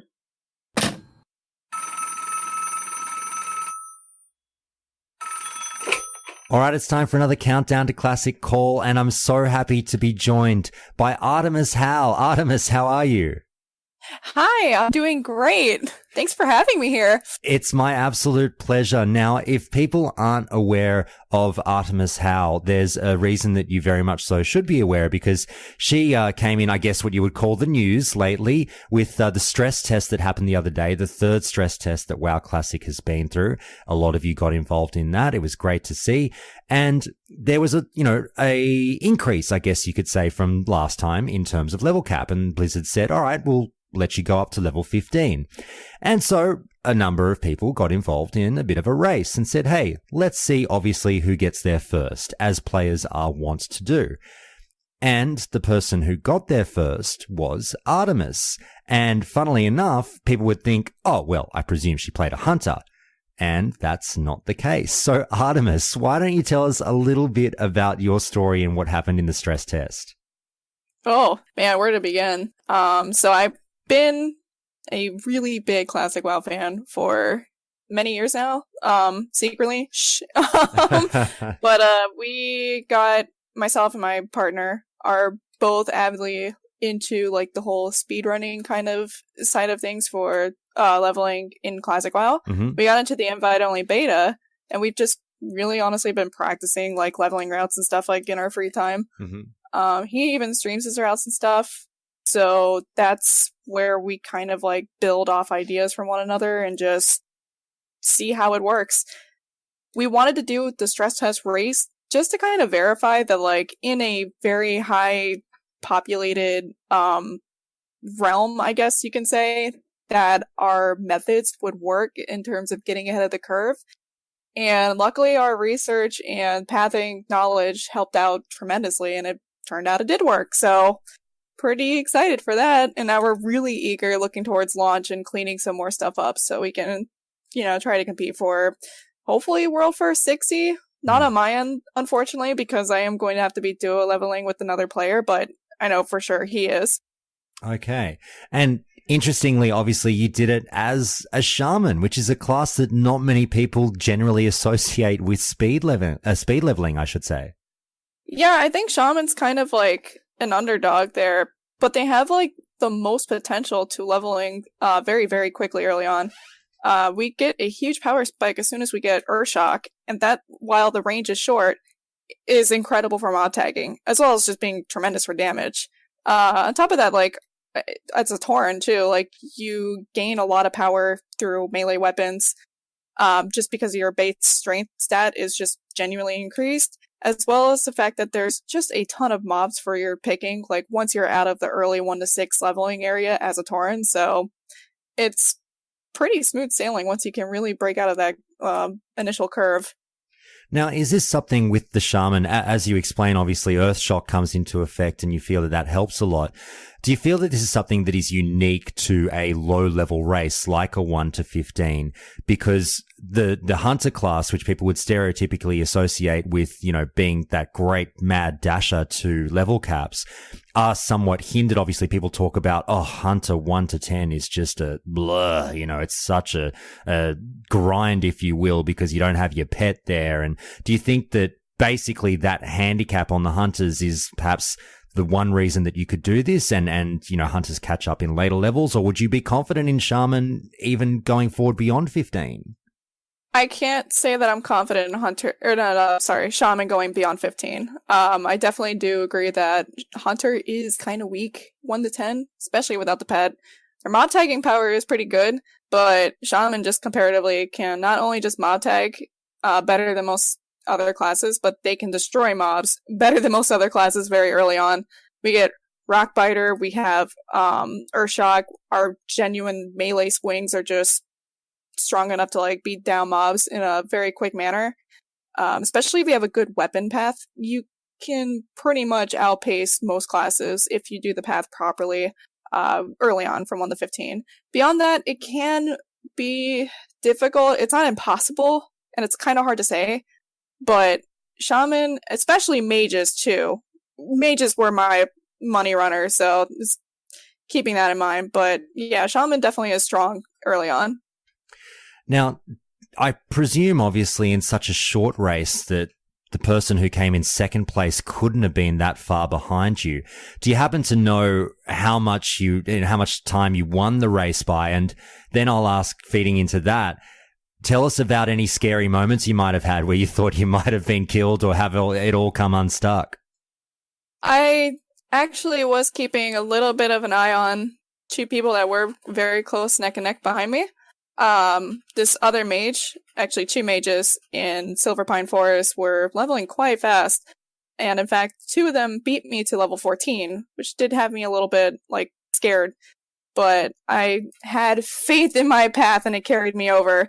It was only won narrowly by like maybe 5 minutes. I did not die at all in this run. If I had a mistake or a death, I feel like that would have like ruined my opportunity of like succeeding here. And I definitely did have some scares along the way. In the Barrens, there is a Quillbore quest that most players usually go and do. Unfortunately though, when you're very far ahead of the pack, the mob density is cranked up because no one is there competing with you with like mob tags. So it makes like some of those interactions a little interesting because you're gonna have like mobs all over you and like you're gonna have to like figure out how to properly pull things and not die. Unfortunately, while I was kiting some mobs around the world with me, I definitely had some like near death moments where I had like maybe 7 HP left because I accidentally pulled like a range mob that just wouldn't stop shooting arrows at me. And that must have been stressful. Yeah, I was like, the life is flashing before my eyes. I don't know how I'm going to do this. And I screaming at the monitor. Pretty much. Not scream, but panic. Fair to panic. Fair enough. Now, I mean, it's interesting to say, obviously, you've developed your own, leveling routes and things like that and the way in which you do things. You know, people talk about the guides that are out there. We've interviewed Joanna before on the show. He's talked about his way of doing things. I've interviewed Alenia, an Australian speedrunner, on the show, and she's talked about the guide that she's developed. Now, you've done your own thing as well. out of interest, the way in which you did this on the stress test, were you finding it was mostly grinding with a few quests thrown in? Were you doing more quests than people would think? How did you mix it up? Yeah, you genuinely just do that. You mix it up. We did calculations on the quest turn in XP, for example, to like kind of verify like how many mobs per level I would probably need to do. 10 to 12 for sure with my route. I do grind. I just pure and simply grind. Again, everything is kind of dependent on like weapon pathing and stuff. I go to Crossroads at level 10. I get this item called the Cauldron Stir. It's a very strong like staff for me. It's very good for me to just pick it up and take it with me and just grind some really low armor HP mobs near Thunder Bluff. But yeah, that can like change depending on how my pathing and stuff is going. It's just an intermittent mix of questing and grinding. All right. Now, let's say hypothetically you changed the level cap and it was something like a 1 to 20 race. Would that still have you picking Shaman, or do you think that'd be enough to make you change your choice? 1 to 20, I'd probably still go Shaman. I have some tricks on my sleeve. I feel like if they did that and probably succeed again. We'll see. I'd made a lot of mistakes actually in my route, so I wasn't even certain I was going to win that race, I guess you could say. Mm-hmm. So it was a pleasant surprise. Okay, well, what would be the level that you think would break your plans for Shaman, that you'd have to say, okay, goodbye, old friend, I've got to go with perhaps a hunter or another class? It's kind of hard to say. 'Cause 20 we get Ghost Wolf, so that kind of increases our leveling potential further. But other classes kind of spike after 20 as well, so I think anything beyond 20 would change me, but like 1 to 20, certainly feel like Shaman would be fine. Okay. Even then, like, they can still compete with like a good partner, like going up to 60. Okay. Now, plans for Classic. You've talked about your love for speedrunning. We've talked about speedrunning before on the show. There's a lot of people that are very interested in this facet of the game. Are you, as you said, you going for world number 1? What class are you going to roll? What are your plans? How are you going to tackle it? So we are actually playing in Sony's guild. So with that in mind, we are trying to get to 60 in a week so we can clear Molten Core as well in the same lockout. We'll see if we can get 40 people to do it. I hope we can. But our goals for there is to just kind of get there for the first week at least. And then, yeah, my partner is the one competing for the world first 60. Since I'm duoing with someone, my initial goal is to be like the first healer to 60, which I think would be really cool, as well as just being the first duo pair to get the 60. Okay, so are you rolling Shaman in Classic? Yes, I am. Sorry, okay, I should have clarified. Fantastic. No, I've got you. Excellent. Well, I mean, I wish you nothing but the best of luck in that chase. And we've heard on the show as well from Onslaught, the guild that's doing the same thing that Sony's guild is planning on doing in terms of getting a raid's worth of people to 60 within that first week and trying to take down Ragnaros a week after launch, which is obviously very ambitious, and we'll all be very interested in watching and cheering you guys on and seeing if that's something that can be done. But look, Artemis, thanks so much for coming on the show. I really appreciate you talking about this, and it's something that we're more than happy to continue to touch on in terms of speed leveling. And everyone, please do go and check out Artemis's stuff over at Twitch. You can find her at ArtemisHowl. That's ArtemisHowl, and also over at Twitter, where you'll find her at ArtemisHowl, spelt the same way with an underscore at the end. We'll have to check back in with you after launch and see how you went with the experience. Thank you so much for having me. It really was cool to be invited along. Hi everyone, Josh here.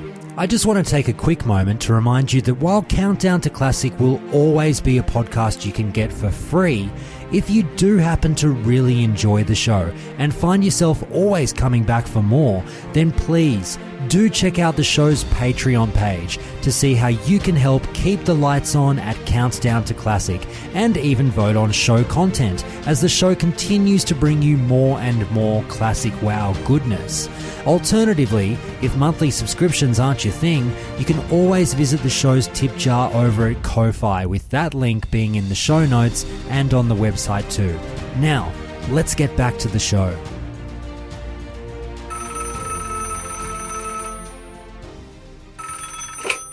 All right, it's time for another Countdown to Classic John Staats special, and I'm so happy to welcome back yet again the author of the WoW Diary, John Staats. How are you? Thank you, Josh. Thanks for having me. Such a pleasure to have you back, mate. And we're sitting down for our second session now of a few that we've got planned.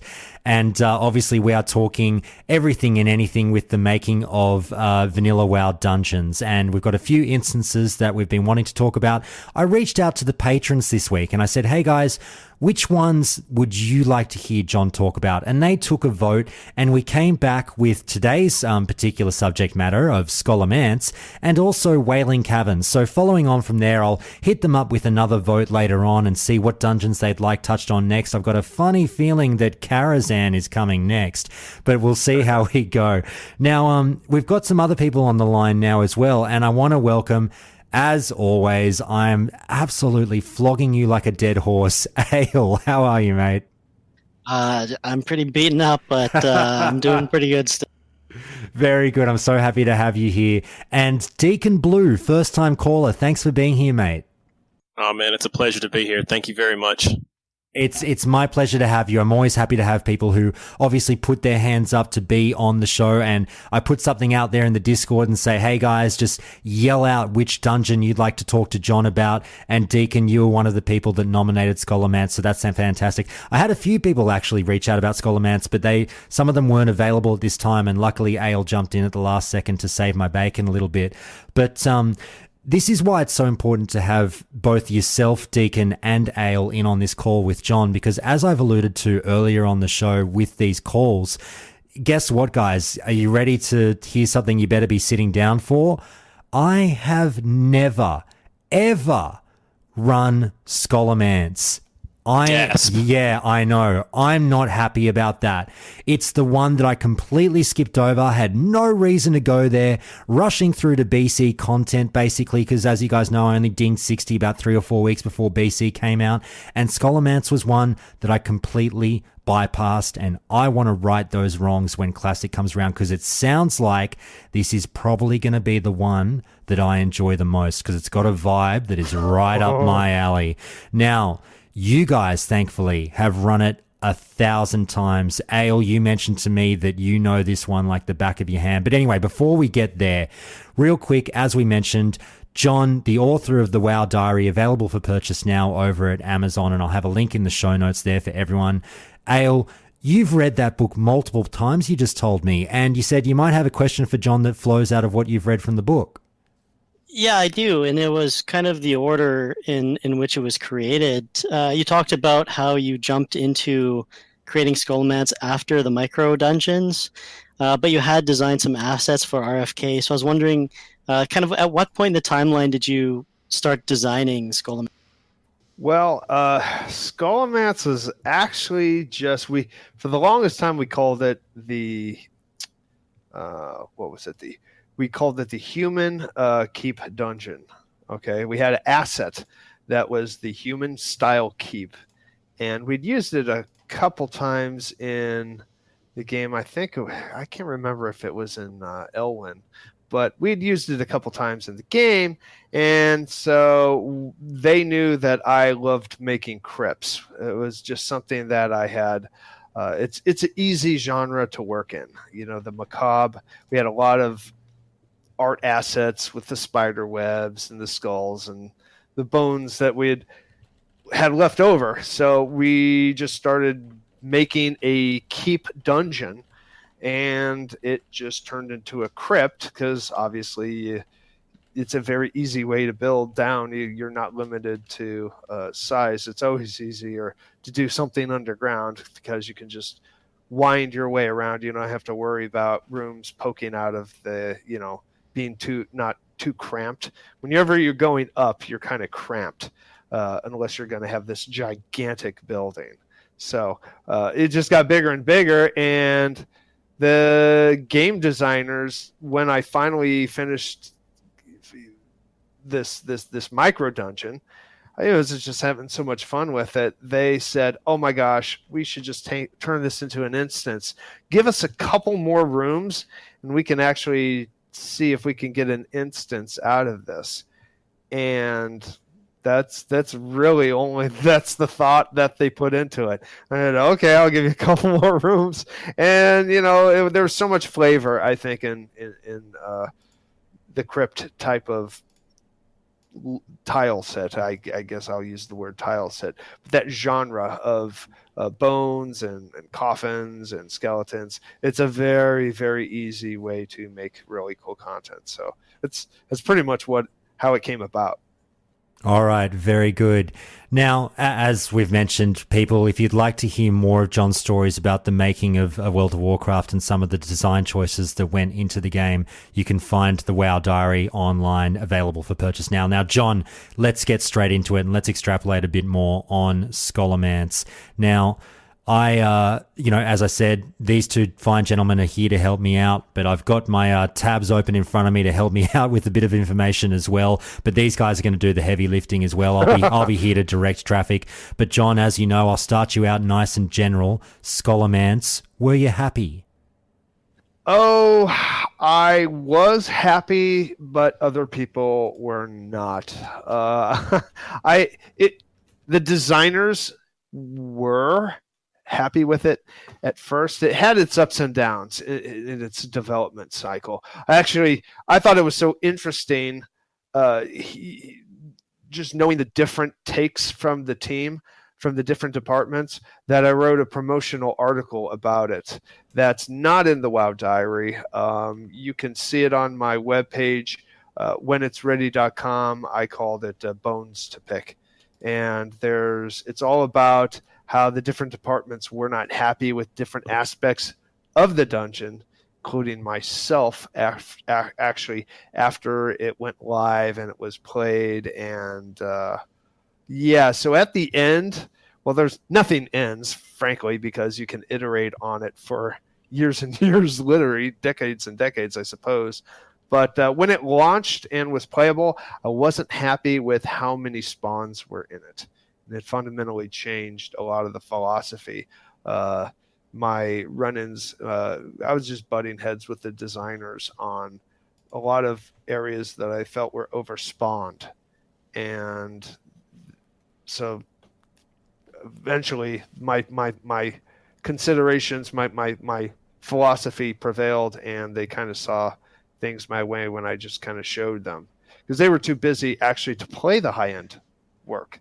So they kind of had to trust the feedback. And, when so much of the feedback is always conflicting, half the people love it, half the people hate it, regardless of what it is. So it's so hard because each camp is, it's obviously good or it's obviously bad. It's very hard. After working in games long enough, every game designer knows what I'm talking about. So that's kind of, so yes, eventually after everything got done, then yes, of course I was happy, but it was not an easy dungeon to actually do. What were some of the other main gripes that came up from the other departments? And do you remember, when we talk about issues that people have with some of the work that you or others might be putting into the game, when you're sitting around talking about, I don't like this with Scholomance, blah, blah, blah, does it get heated, or, how does it go? Do you recall? Yeah.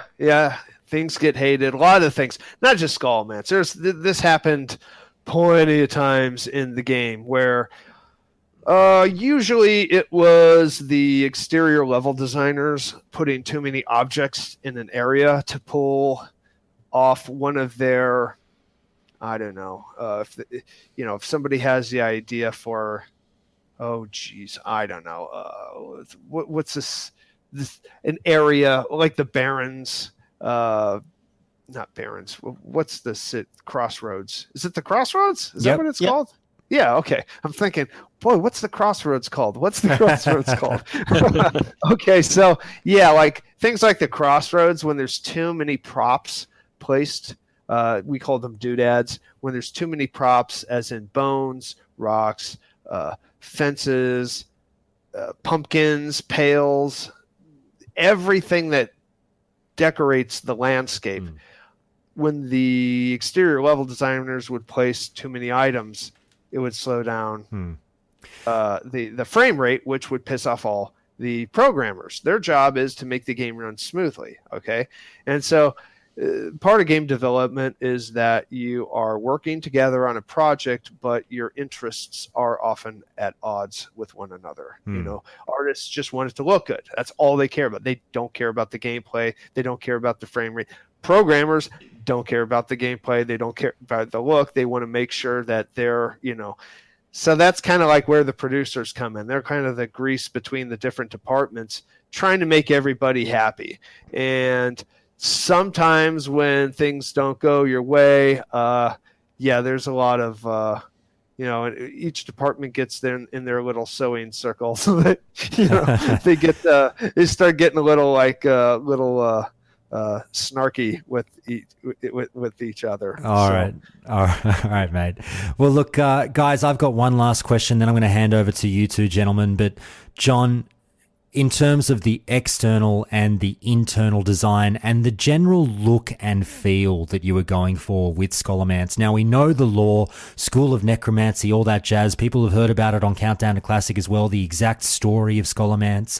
Tell me what you were going for, if there were any real-world influences inputted here. You know, I think things like, you know, Bram Stoker's Dracula, or just, you know, kind of vampiric vibes overall, you know, very dark, gothic, all of that jazz. Tell us what was going through your mind.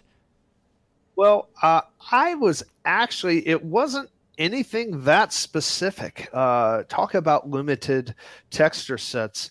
Our original texture set was made from a prop of a crypt. And the interesting thing about our props is that the early stuff, and this was before we realized that we needed to do we call them WMOs, world map object, is anything you walk into, an inn, like the human inn, or a dungeon, or a castle, or a cave. Anything that you can walk across has to have pathing data. And so you're building it slightly different. And before we had that technology, we had a lot of props that we were testing. Okay. And when I mean a prop, like a tree would be a prop.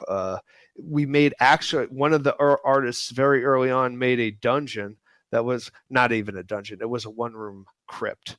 And they were just seeing how long does it take, how many textures does it take. And this is before any level design. This is before I joined the team. So they didn't realize, like a lot of people, one of the funny things with the Team 1 guys, when they tried to help out with Team 2, by the way, Team 1, they were working on Warcraft 3.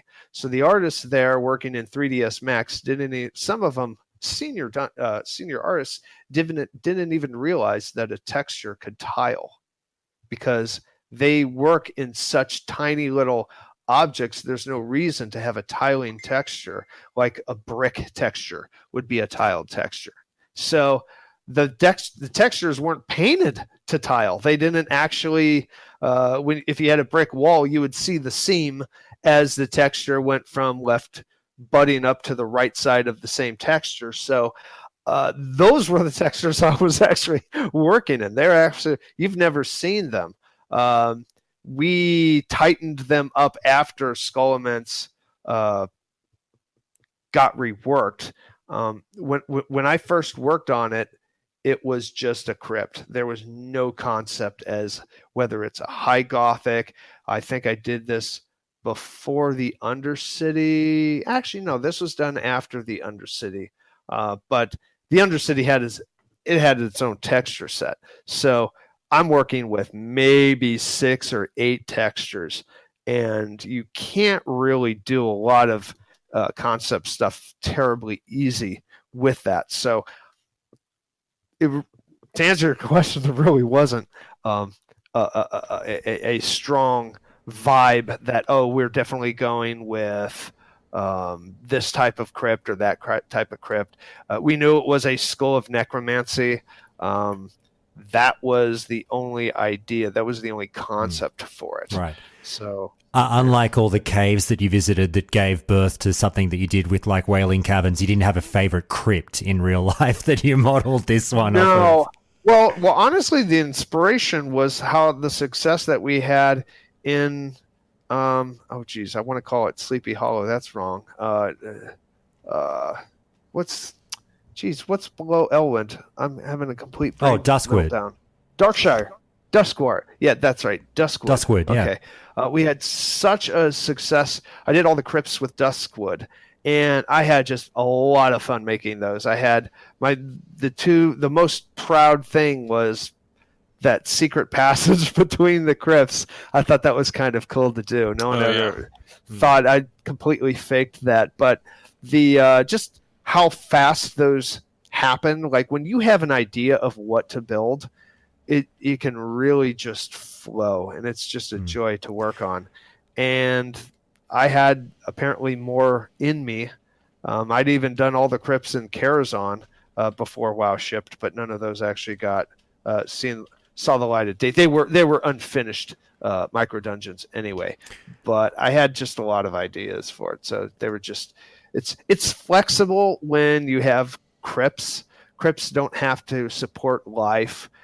They can be monumental. They can be very rudimentary. They can be super decorative, and they're just easy. It's easy architecture to work with because it's just a flexible type of genre. Too easy. All right, Ayle, I'll get you to kick off as the veteran and then lead the way for Deacon here. But if we can walk John through obviously the geography of the place, perhaps starting from where we, one of the first few areas where you walk in, or one of the first areas of note of Scholomance. Ayle, I'll hand it over to you. Go for it, mate.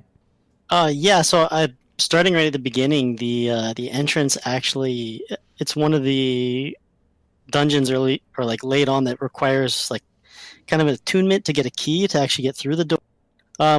What kind of decisions did like, I guess you weren't part of those decisions, but like what kind of decisions were in part that the team had to have, keys for certain dungeons or things like this? Was it meant to be kind of harder to get to, or did you just want players to have, that extra bit of oomph to get in there?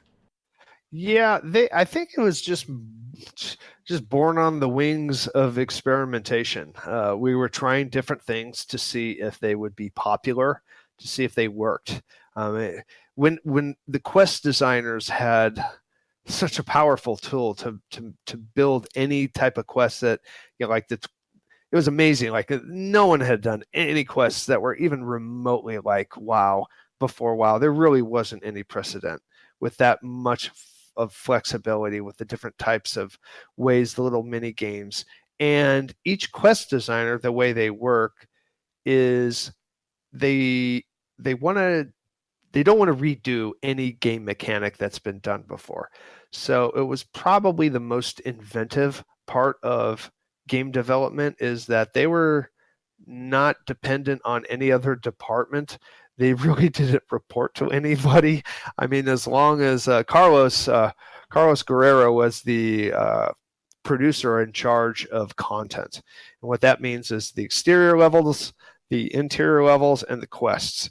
And between dungeons and zones getting done and quested and built on time, that was so much harder than quests, that he just let the quest designers do what they wanted, because he didn't care as long as they hit their numbers on quests per zone.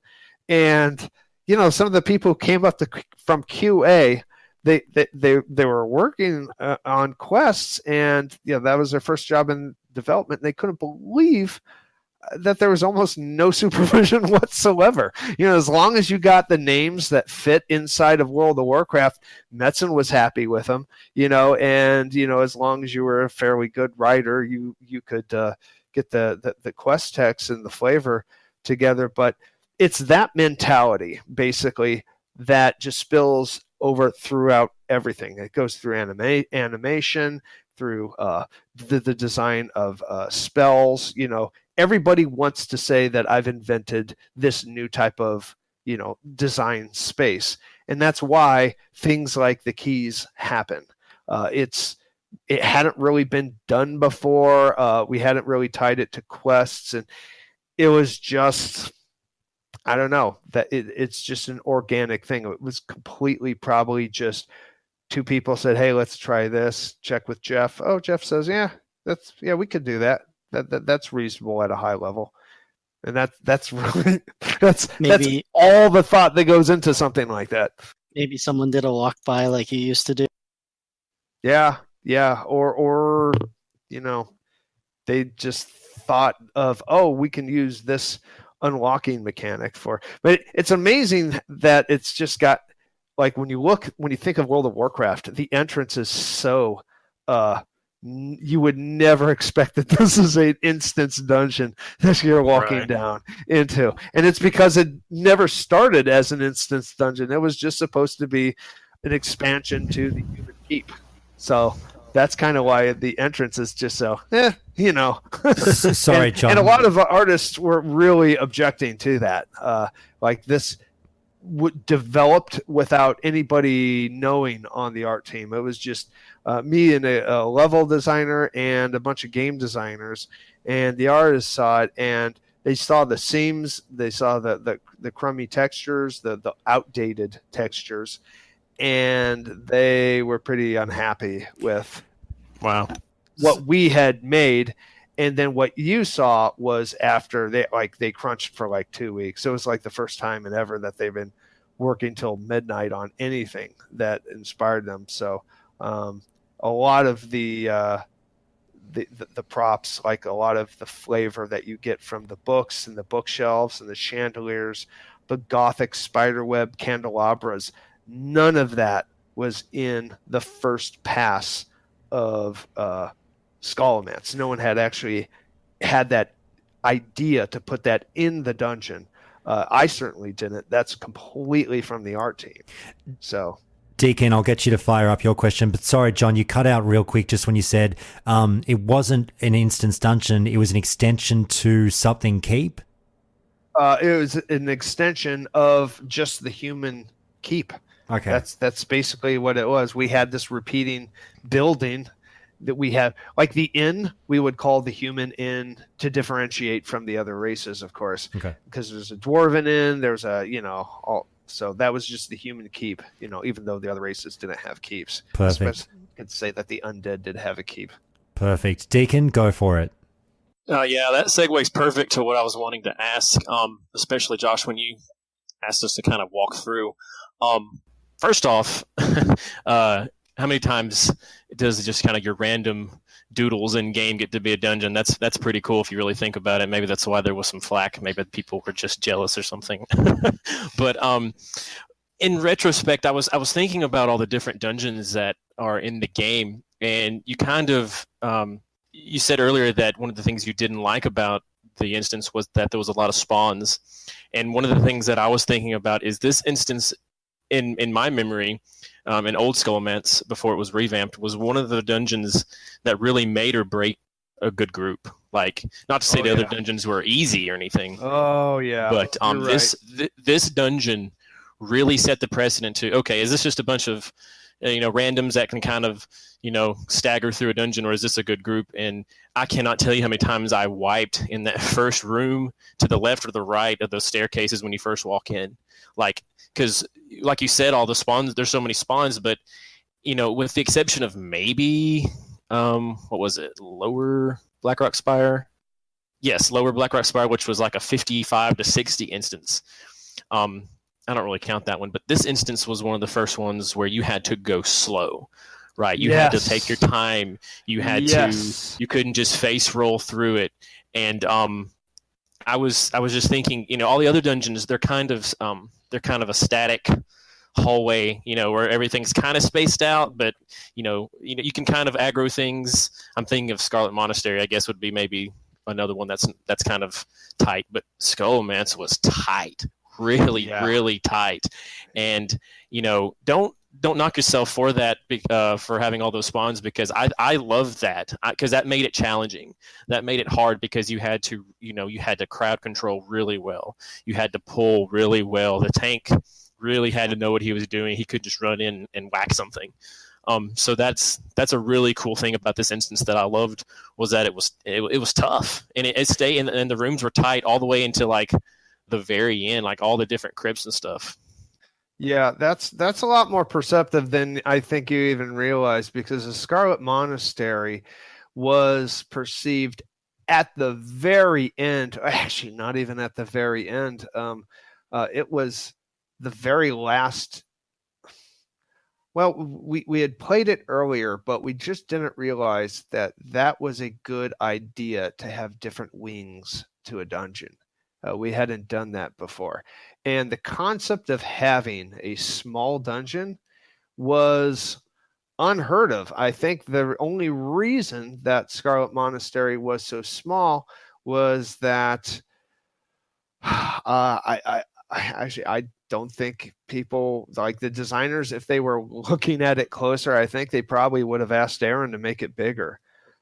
But because it was a low-level dungeon, and then you could do it in thirds, it really showed people that it was kind of fun to do a short dungeon. Like, people enjoyed doing just like a 1 hour, 2 hour thing. So the goal with Scholomance, and that was one of the things when Jeff said Scholomance, yeah, let's do a smaller dungeon at high level. And I did a small dungeon. It was high level, and they overspawned it, and it took 6 hours to clear. This was after the game had launched, months after it had launched. I was reading articles about Scholomance, and this is, the how-to of how to do Scholomance, and it was 6 hours for a full clear. And I was thinking, Jesus, we were trying to make a small dungeon, and what they did is they added so many spawns that, and again, when it was spawned, it was done by a different designer, different department. They really hadn't played like high-level gameplay. So when it does take 6 hours you could probably do it in 4 to just get to the final boss to see if that stupid rod for the mages dropped. But it was not meant to actually be a super crazy dungeon. And I think because it's the only dungeon that's small, people are used to moving forward. Walking forward is it's a very tactile, very tangible sign of progress when the scenery changes. And when it doesn't change, when it's about, okay, well, we're going to send the tank into that room. He's going to pull one monster. You guys have been out here for a half hour. Just stay in this room. The tank will pull something. Mm-hmm. That's not as fun as moving forward. It doesn't grab the imagination as, pushing into the enemy's domain. That's what you get with Blackrock Depths. You're always moving forward in Blackrock Depths. So I think a lot of players got frustrated, and that's where just subconsciously you accidentally get a lot of aggro pulls and wipes, especially. It's also in fact, I will say it is impossible to get through that dungeon without a priest, which I think is a flaw. I don't think it's. I think you needed chains to root one of the skeletons in one of the bosses, and we had done that over and over with very good players, and I don't think the assets were on I don't think the spells were there. So you had to have a priest to get past this one room. So, Josh, it'll be interesting if you actually like this dungeon, depending on, a lot of people have, they're looking at WoW Classic with the rose-colored glasses, and, when the level cap, I don't know, what's the level cap now? What are we playing to? Well, in Classic, it'll be 60, yeah. Yeah, well, no, on Classic, but like right now. Oh, right now, it's, what is it, 120? No, on the beta, not on retail. 40. On the beta, it's 40. On the beta, okay, they're still on 40. Now, when you get to 60, okay, and players are, like one of my friends, he's a very good raider. He's saying, Ragnaros, we talked about, we're off in the weeds now a little bit, but last week we talked about Molten Core. there are some very simple fights in the Molten Core. Now, simple in the terms of aggro management, but the mechanics that they have now on retail, it's night and day. Like it's a very different game, and he doesn't even remember aggro control. So he's looking at Molten Core. Oh, it's got to be so easy to get past this stuff. And yeah, it's because you don't have aggro management in retail today. So it'll be really interesting to see how fast people are able to do these dungeons. I'll see how I go, John, for sure, and if I like it. But especially Scholomance. Yeah, I've seen videos. So, I mean, I've tried not to watch too much because I don't want to spoil it for myself, but I've seen videos and been like, that looks interesting. But as we talk about those areas that, you designed as well, as I watch those videos and you see places like, and I know you've said that Metzen went off and named these places after you designed them. So some of these names might be foreign to you, but we talk about the Reliquary, the Chamber of Summoning, the Viewing Room, the Headmaster's Study. Ayle, I'll throw it over to you and sort of ask you, Ayle, if you have anything for John in relation to any of those rooms in particular that stood out to you. Was there a favorite area that you would go to in Scholomance? I kind of wanted to ask about kind of a theme I noticed. I don't know if it's just from your dungeon design or what, but I noticed that in a lot of dungeons that you've designed, there's areas where you can either see outside the world or see further in the dungeon, kind of like a sneak peek. And inside Scholomance, there's multiple areas. So, like in the first room after you go down the stairs, you can actually see down into a room filled with zombies. And then on the first boss to the right, Kurtnos the Herald, you can actually see outside into the Plaguelands. I was just wondering, is this kind of like one of your signatures for design, or? Yeah, I really believe that when you just totally separate the interior from the exterior, that is just it's easy to do in a technical standpoint, from a production standpoint, but it's actually very tough to do. Like Karazhan, to me, I think works because you're going inside and out. The illusion of you going inside and out of this tower, the tower just remains in your brain. Like you're constantly reminded that you're in a tower, as opposed to something like Blackrock Spire. Blackrock Spire, you don't see Boo. Like the idea of going up in the mountain isn't nearly as strong, other than reminding you, hey, you're looking over, now you're looking down off of a balcony of 50 feet, 500 feet, 5,000 feet, or whatever. I think it's something that I always strove for, and Aaron Keller was the one who did his first dungeon was the Shadowfang, and I was always jealous that he got to do the only castle in the world, because that was one thing that always stuck in my craw, that we're doing World of Warcraft and there's only one castle in the entire game. That was Shadowfang. And he got to do it. That was his first dungeon. And there was so much fight between the producers worrying about, hey, when you go on the dungeon tab, you have to duplicate the entire outside world if you're going to have people on the battlements, okay? Because when you're on the battlements in Shadowfang, you're actually not looking over the outside world. You're looking at a copy of the outside world on the dungeon tab. So it takes a lot of extra work, and there's a lot of hand wringing going, are we digging ourselves into, are we painting ourselves into a corner by trying to do all this? And you have to have level designers who are adamant that, this feeds into the fantasy. It anchors you in the world so that your dungeon is part of the world and not just some parallel dimension that you never see crossover between one and the other. So Aaron felt the same way, and thank God we proved this technically that it could be done with Shadowfang. Shadowfang luckily was one of the first dungeons that we had played, so we had a lot of problems actually with dead mines. Dead mines were the very first dungeon, and I talked about how Dana was just sick of the.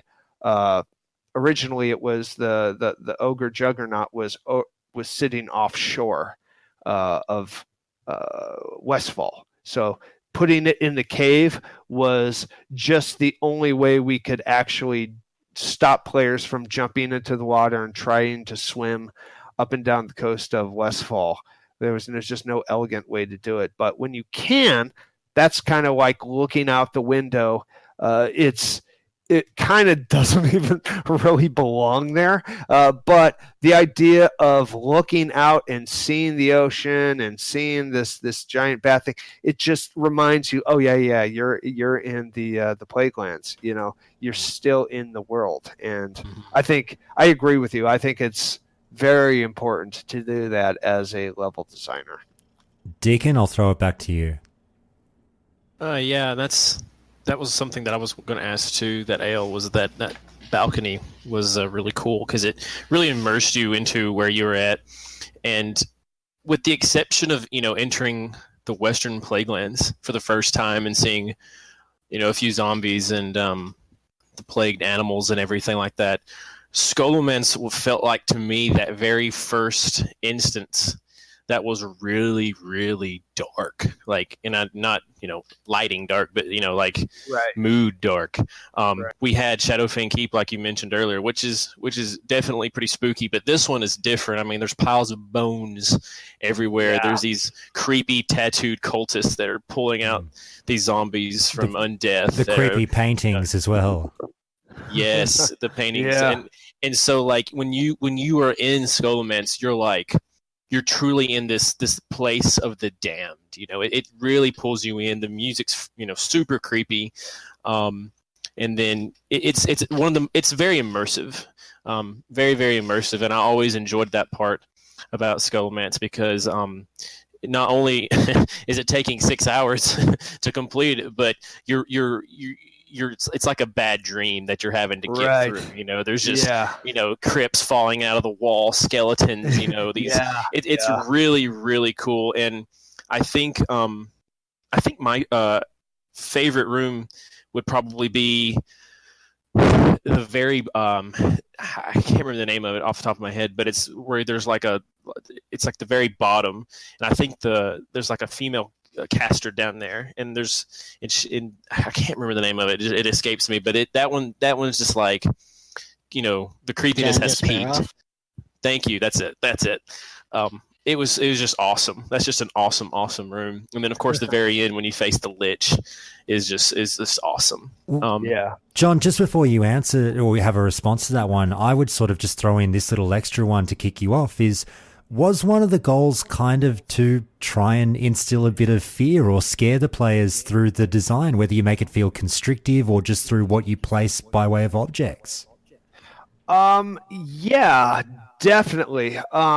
We had a few more objects. Honestly, I'm going to backtrack a little bit on one of the answers that I gave where I was just rocking and rolling with crypts. I would say if there was any inspiration, it would probably be Tracy Hickman's Ravenloft, which was a advanced Dungeons and Dragons module that was my favorite map and favorite module.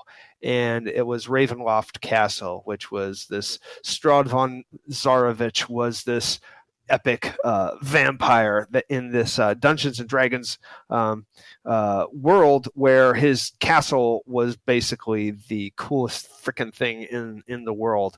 And they had a lot of flooded rooms. And I remember seeing how scary, like the idea of not seeing the floor, even if it's ankle deep water, it's very unsettling. And so I think that the scope of it being small is claustrophobic, and that psychologically has an effect on you. That you for sure you are less comfortable. And this is actually dovetails into just outer zones, the greener zones are the more enjoyable zones. They're the more beautiful zones. Humans respond to the color green as an environmental color, I guess we see more shades of green than any other color. We're just designed for the color green. Scholomance has no colors, right? I mean, it's very, very un-World of Warcraft. Like, we made a conscious effort to stay on the color palette and not actually do grays and blacks in a lot of our areas. And this just was really skewed. And I think that's why the Shadowfang keep and oh geez, what is the city on fire? Oh geez, Stratholme. These are much bigger areas, and people are just generally, you have a feeling that you can retreat. It's a more comfortable space. Scholomance was lack of color. It's creepy, bone piles, dirt crypts, the flooded rooms. It's just a lot of it works, and trying to scare players is always great. I mean, that's when you can get an emotional reaction of any kind out of players. You go for it, because that's immersive. All right. That's why I think. Oh no, you go for it, mate. Oh yeah, I was just gonna say, it's like a strange pet peeve of mine when I see like other players or something, and they're like playing some of these awesome zones, and they just got like crazy dubstep music in the background, and I'm kind of like, oh man, you're missing half the experience. It's like, what I mean? It's like it's not like I get too serious, but when I do those really, really fun instances or zones, I like to turn on the music. I like to turn up the volume a little bit more and really get into it, because it makes it more fun. That's the part of video games, is not just, okay, let's hit this pixel and get this purple pixel. Nah, man, it's about that immersion, and that's what what made WoW so good at the time, and still makes it good. And we still crave that immersion, that creepiness. And I have to slightly disagree with you a little bit on, it feels 100% like World of Warcraft to me. It's just, and I guess it meant from a color scheme. Yeah, just on a color scheme. Oh, no. I know what you meant. Yeah. But it feels like peak spooky World of Warcraft, in my opinion, because you get a little taste of it in Duskwood. You get a little taste of it here and there, and all these different crypts, like in West Wetlands. You just little here and there, and then you get here, and this is like, the epic grave. Yeah, in hours and hours and hours of it, in uninterrupted hours, because it's just you're not chatting with your guildies if you're doing Scholomance. You can chat with your guildies if you're in anywhere on the exterior, but your mind is on the your eyes on the ball as far as a gameplay goes. And actually, another thing that you guys mentioned about the way the names were created, when we make a dungeon, we do placeholder names, and placeholder names are good because, like, if it's something inappropriate, the placeholder names, when it gets compiled and put into the game, these names then show up on a list somewhere, and then Metzen he'll receive these areas in the world, and he can just rename them. A lot of these, like the Reliquary, and I think my favorite room was the Ossuary. Some of these actually were just, they were good. I had ideas for, we could just call this the Ossuary, and Metzen's like, yeah, that's fine. We could call it that, but it's kind of like, some of the I can't even remember. I'm looking at a map right now as we're talking. I'm going, oh yeah, I remember. I named that room. Oh yeah, I remember. But most of this obviously was definitely Metzen and following his thing. But the little some of the crumbs I get I get to throw in there. Well, John, in mentioning that the Ossuary is your favorite, and that's, for instance, where like Rattlegore can be found. Tell us why. What was it about that area that made it so appealing to you? It's just, I like the let's see. There's an architectural feature called light wells, and light wells are if you don't have a horizontal, if you can't puncture the wall horizontally to get light and make a window, a light well is it's basically it's like a chimney that goes up to the ceiling where some light gets down.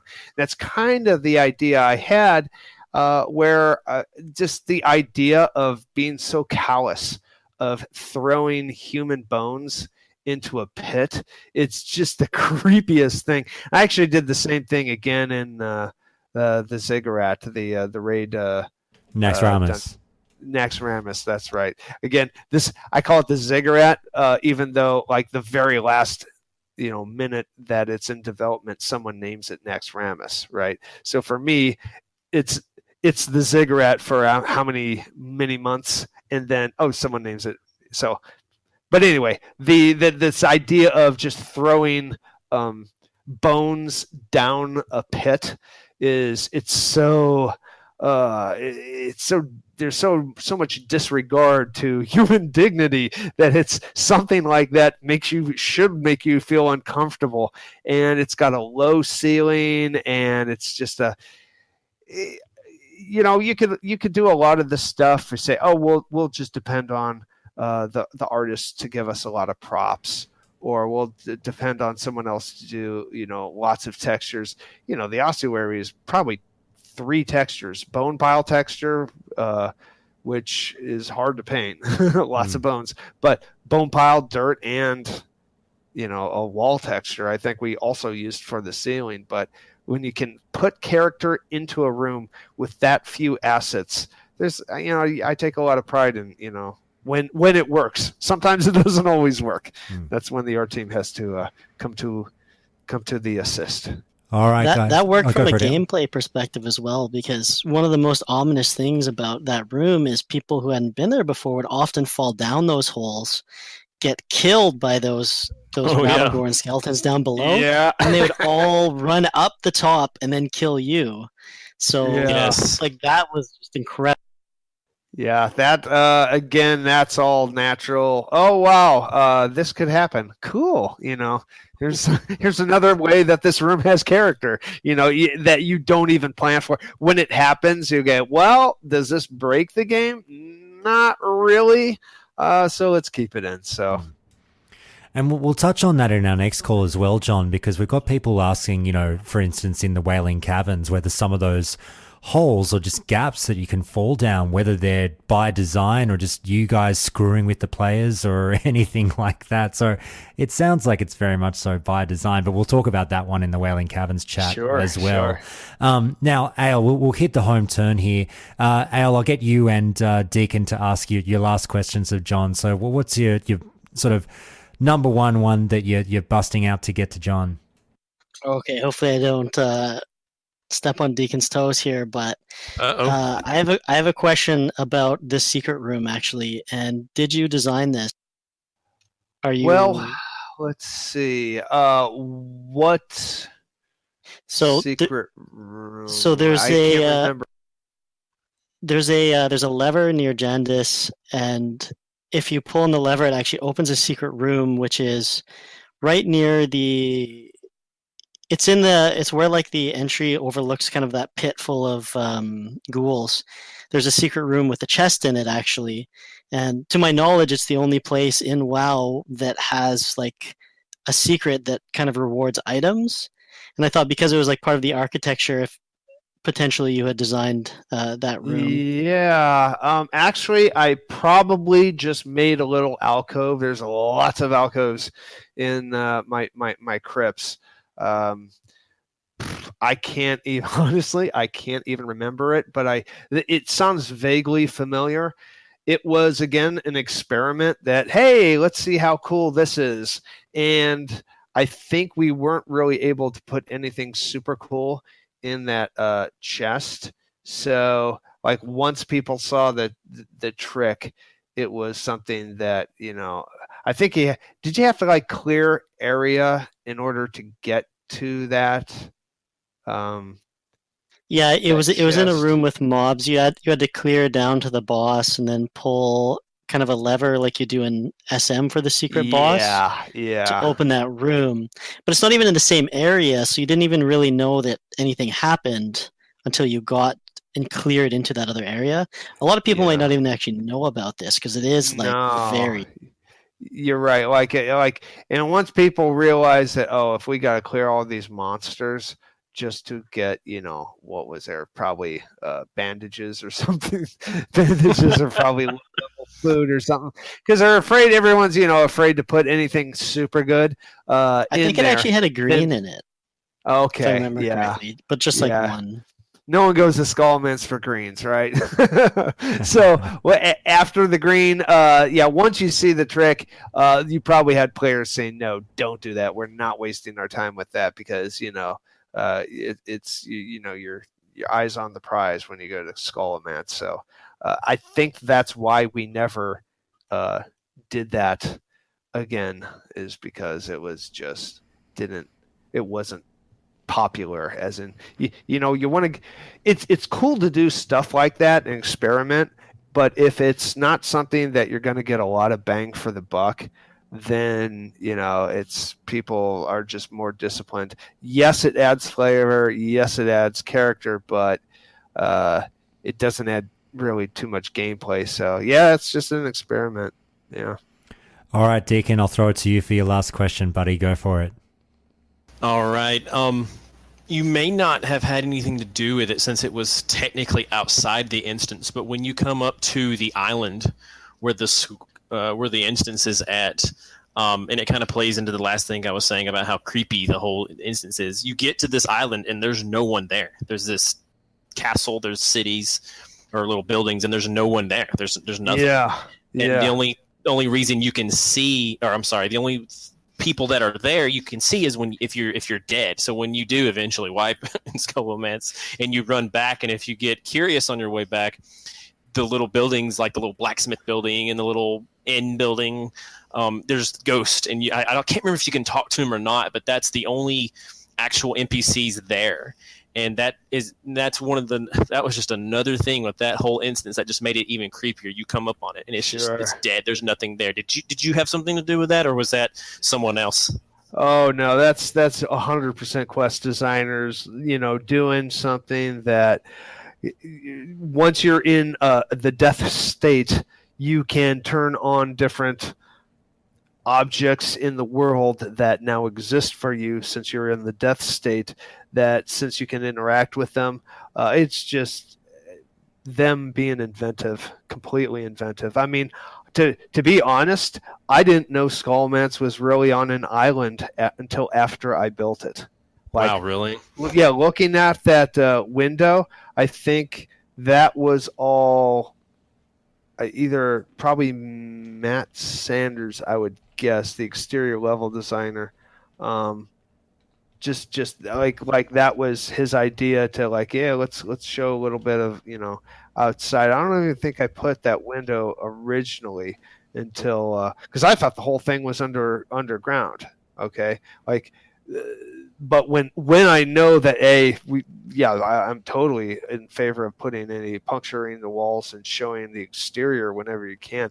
I didn't even know it was on an island. I had no idea. So when you were just doodling around making the crypt that was chosen to be a dungeon, you weren't messing around in the Plaguelands. You were just kind of like off in some nether area, just making crypts. No. First of all, there's no reason to be in the Plaguelands because there's no spawns in there. When I'm building the dungeon, it's before anything is placed in the world. It's before anything is. They just said, "Hey, you do another crypt," and that's like, okay, just do another crypt, but just tack it on to the human keep. And I just open up the file human keep. It's just this building floating out in the void, in 3ds Max. Yep. I have no idea where this is in the world. I have no idea where it is.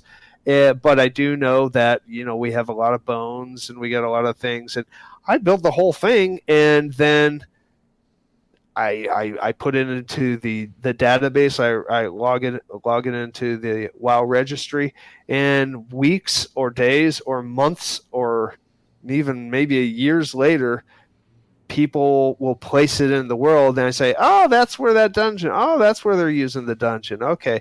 And then maybe I'll massage it a little to like fit it in better, or like borrow things from the exterior. But sometimes you really don't know what what zone you're working in. I wanted to ask a question about Raz Frost Whisper, actually, because there's some interesting things going on there. There's actually an alchemy lab, which you could only at the beginning make flasks here, and so when you had designed this room, it was very much a place of alchemy, or like it feels very trade skill based. Right. Was that your intent for that? Not even remotely. Like, what I will do is I'll build what I did is I built the dungeon. It was a bunch of crypts, and I knew that there was a school of necromancy, and everybody rolled their eyes when we actually heard the name Scholomance. Like, really just shoving the two words together, and that was the name of it. It seemed a little kind of hackneyed to us, but Scholomance was a name, School of Necromancy, and then let's see, the trade skill Eric Dodds. He would just say, "Oh, this is kind of a cool place to put a focus area, so that you can only complete certain recipes in this area if you were within a certain radius of this object."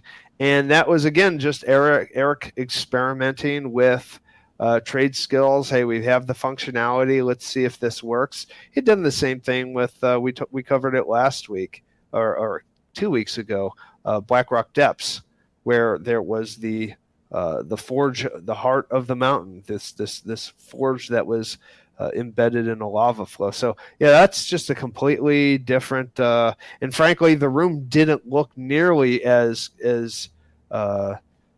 decorated, because the artists had gone and spent 2 weeks. And when I mean artists, there's probably, I would say, 8 people creating props at the very tail end of World of Warcraft, and they did this just because they had ideas of their own. So, like, even what you know of the room is it's way more flush with moldy books and cobwebs and candelabras. All that stuff happened after I had walked away from it. So it's a lot of this stuff just happens from different departments and organically. So no planning whatsoever. None. Deacon, as we dive deeper into Scholomance, what more for you? I guess one of the questions I was wondering about was, this instance is one of the higher level instances, and when I can't remember, and Ayle, you'll have to help me out here because you're much more knowledgeable, but if I'm not mistaken, this is one of the first instances where you get your tier 0.5 gear, I think. I don't know if Lower Blackrock is that way, or you can get it anywhere else, but that kind of adds on to the difficulty and like how hard this dungeon is. And like I was talking about earlier, how it really, it tests your boys to men really when it comes to your group, and you really get rewarded for it later because you start getting your tier 0.5 gear. Am I correct in that? Is this the first dungeon where you get that? Yeah. Well, Lord BRS had some BOE drops for that, but like the 60 raids, this one had the helm, I believe. Strat Undead had the pants. So like This has UBRS had the chat too. Very good weapons from. Oh this yeah, dungeon. Absolutely. And the drop rates were brutal. The drop rates were so brutal. Oh, they were just you had to do it over and over. I don't even know if they were 5% chance for some of the best weapons. I think this is again a point of learning that only until I had twisted arms and got this despawned, I had to go to Eric Dodds and say, "Hey, Eric, are any of the trade skills going to be affected if we despawn Scholomance?" because we had to convince the producers that, it wasn't going to affect any of the trade skills, which, there's reagents that have to be introduced in the economy. So only when Eric actually opened up Scholomance a couple months after WoW had shipped, he looked at some of the drop rates while looking for the reagents that were going into the economy. And he was shocked by some of his decisions, going, oh my God, these are so low.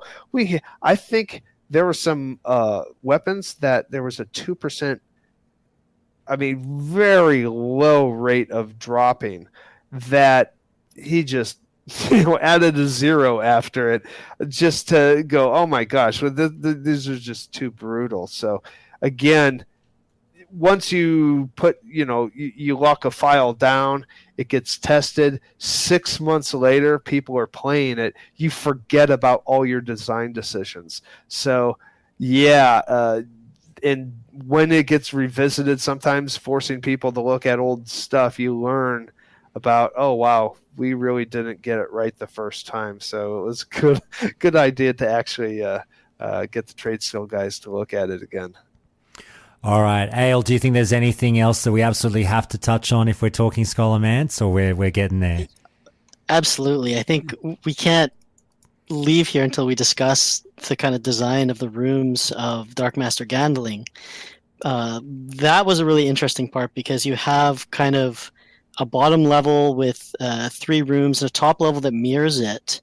And I was just wondering what kind of went through your mind when you're designing those as well, because that's very unique as well, because you have kind of that central room with the staircase.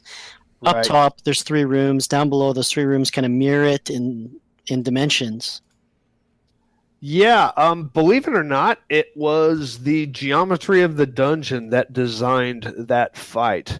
The game designers that were scripting the monsters, they designed the boss fights. They're looking at the geometry, and there's really no giant chamber in this dungeon, and they weren't about to ask the producers, hey, can we ask for a giant chamber that hasn't been planned for? There's no art for it. They just worked with what they had. So they saw all these rooms that were kind of like, they weren't exactly mirrored, because I don't like mirroring my rooms and copy and pasting content, but there were a bunch of small rooms that really weren't epic enough for a World of Warcraft boss. So this is, again, invention is born under just circumstance. They looked at the array of rooms around the final boss and said, hey, let's try this, where we have to go to all the sub bosses here first and go after him. So that's why it was built and then retrofitted to accommodate the geometry of the dungeon. All right. Now, just before we might wrap up there very soon, but Deacon, think of one last one if you've got it. But I just want to ask this one that's just come up, John, from Zik in the Discord, who just says, and it's something I've been intrigued by as well, were there any plans ever to do more dungeons in vanilla that resembled Scholomance? Not as plans, no.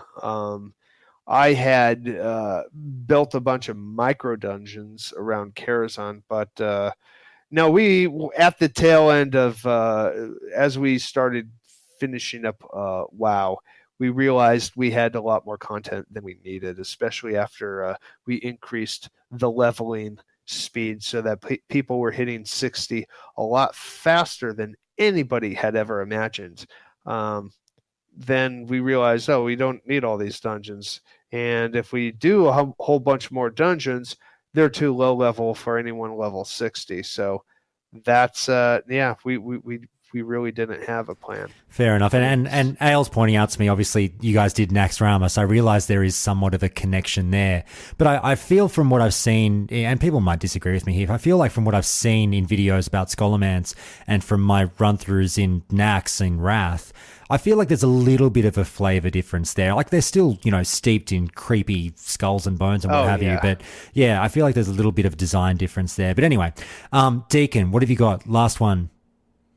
If you had to go back and add one more element or room or theme to Scholomance to add to the theme of it, what would you do? Like maybe like a water wheel with blood, and the doodad tag would have been dark AF, and then Metzen would have changed it later or something. What would you have had? I think I did some of it in the Karazhan crypts that never made it into the game, where there were a lot bigger rooms. I did a really interesting hallway where there were just... Oh boy, it's hard to describe. I don't even know how I came up with this idea. Imagine like very long fireplaces along like maybe knee high that were just along the edge with bones coming out of it. It was just kind of this really creepy idea of there's something that's below eye level that's kind of another room. But I would have liked to have played around with water more, and I did this again with the Karazhan crypts. It was very unfinished. It was very stark, actually. The crypts in Karazhan are actually ugly looking, but I think there was just more. I could have turned it up to 11. I was still doing I was doing micro dungeons. Really, I was doing more of what we had seen before in Duskwood. So I kind of would have liked to have realized that there were bosses in this dungeon.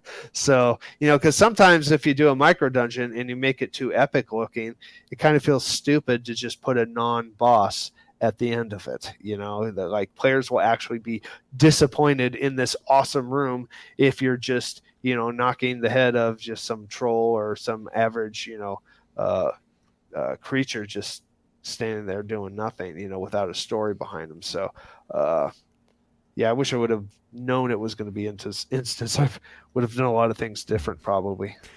All right, guys. Well, we might wrap it up there for everything Scholomance. John, you've been amazing. I'll say goodbye to the guests first, the callers. Ayle, thanks so much again, mate. I really appreciate it. Thank you so much. And I really want to give a special thanks to John. It's actually... your original interview with Josh is the reason that I've become a huge part of this community. I was searching for information on your book. I found the show through that, and through the show I was able to reconnect with friends I'd made in Classic 15 years ago, and it's just kind of continued to ramp since then. So thank you so much for doing that interview. Thank you. And you mentioned you read my book several times. Is that right? That's correct. I bought the full edition with all the special gloss and all things the bells like that. And whistles. Yeah, I'm very happy with it. I'm a developer as well, so I like kind of seeing inside the curtain of Blizzard, kind of, and how you guys did things. Good. Thank you. Very good. And Deacon, thanks so much again, mate, for being here. Oh, yeah, and I have to give you a special thanks, too. I discovered your podcast months and months ago. I work in home health, and I do a lot of driving in my career, and so this podcast has been my companion through all my different patients' homes and everything. So I feel like I've gotten to know you guys in a strange way because I listen to you every day, especially you, Ayle. It's kind of weird being here. And John, thank you for doing these interviews. It really... Ayle said it really does pull the curtain back to a game that we love so much. It's cool hearing about the nuances of like, oh yeah, this corner had this thing, and this, you're like, oh yeah, I remember that corner. And it really, the hype meter for Classic WoW is like 15 out of 10 for me, but this podcast and your interviews has just like shot it to 50, man. I'm so ready. Nice. I can't wait. Nice. Thank you for your contributions. Thank you, Deacon. Thank you. And obviously I'll reflect that thank you to you, John. And I'll give you a chance now, as everyone has just heard us talk about again, the WoW Diary. John, just reiterate to people where they can find that. It's very easy to find. Finally, it's on Amazon. I'm working right now to get it to Canadians, and Australians are having a hard time ordering it. Actually, no, that's not true. Josh, I think I was gonna I was gonna ask you after the show to check it out, how easy it is to order in Australia. But yeah, other than that, worldwide, if you're interested in just seeing the process, it's chock full of details. This is stuff that Blizzard doesn't normally talk about. It's a very candid, honest, open look at game development, and I think you'll like it. So check it out, The WoW Diary on Amazon. Thanks so much again, John, and I'll be happy to help you out with that as we end this call. And we're about to go straight into our Wailing Caverns one, so we'll hear from you next week on the show, but right now in reality. So thanks, John. Thank you. Thanks. And that's the show for today, everyone. But be sure to listen in next week, as we'll have more Classic chat for you then. So please keep tuning in for more Countdown to Classic. But before you go, let's have a bit of fun as usual and see if I can get through all the thank yous in one breath. Here we go with a thank you to the following patrons. 8 Count, AeroPC, Anti, Bear of Pain, Binger, Brandon K, Bubba, Callum F, Chunky Dunk, CJ, Connor C, Damien A, David F, David J, Dufficus, Gecko Mayhem, Goat Rope, Halsey Spartan, Henrik B, Herbert, James S, Jamie S, John HC, Josh W, K Sir 37, Minoru, Patrick J, Randall H, Rasmus S, Rarebit, Rick S. Oh, it's always the same spot. I've got to get better.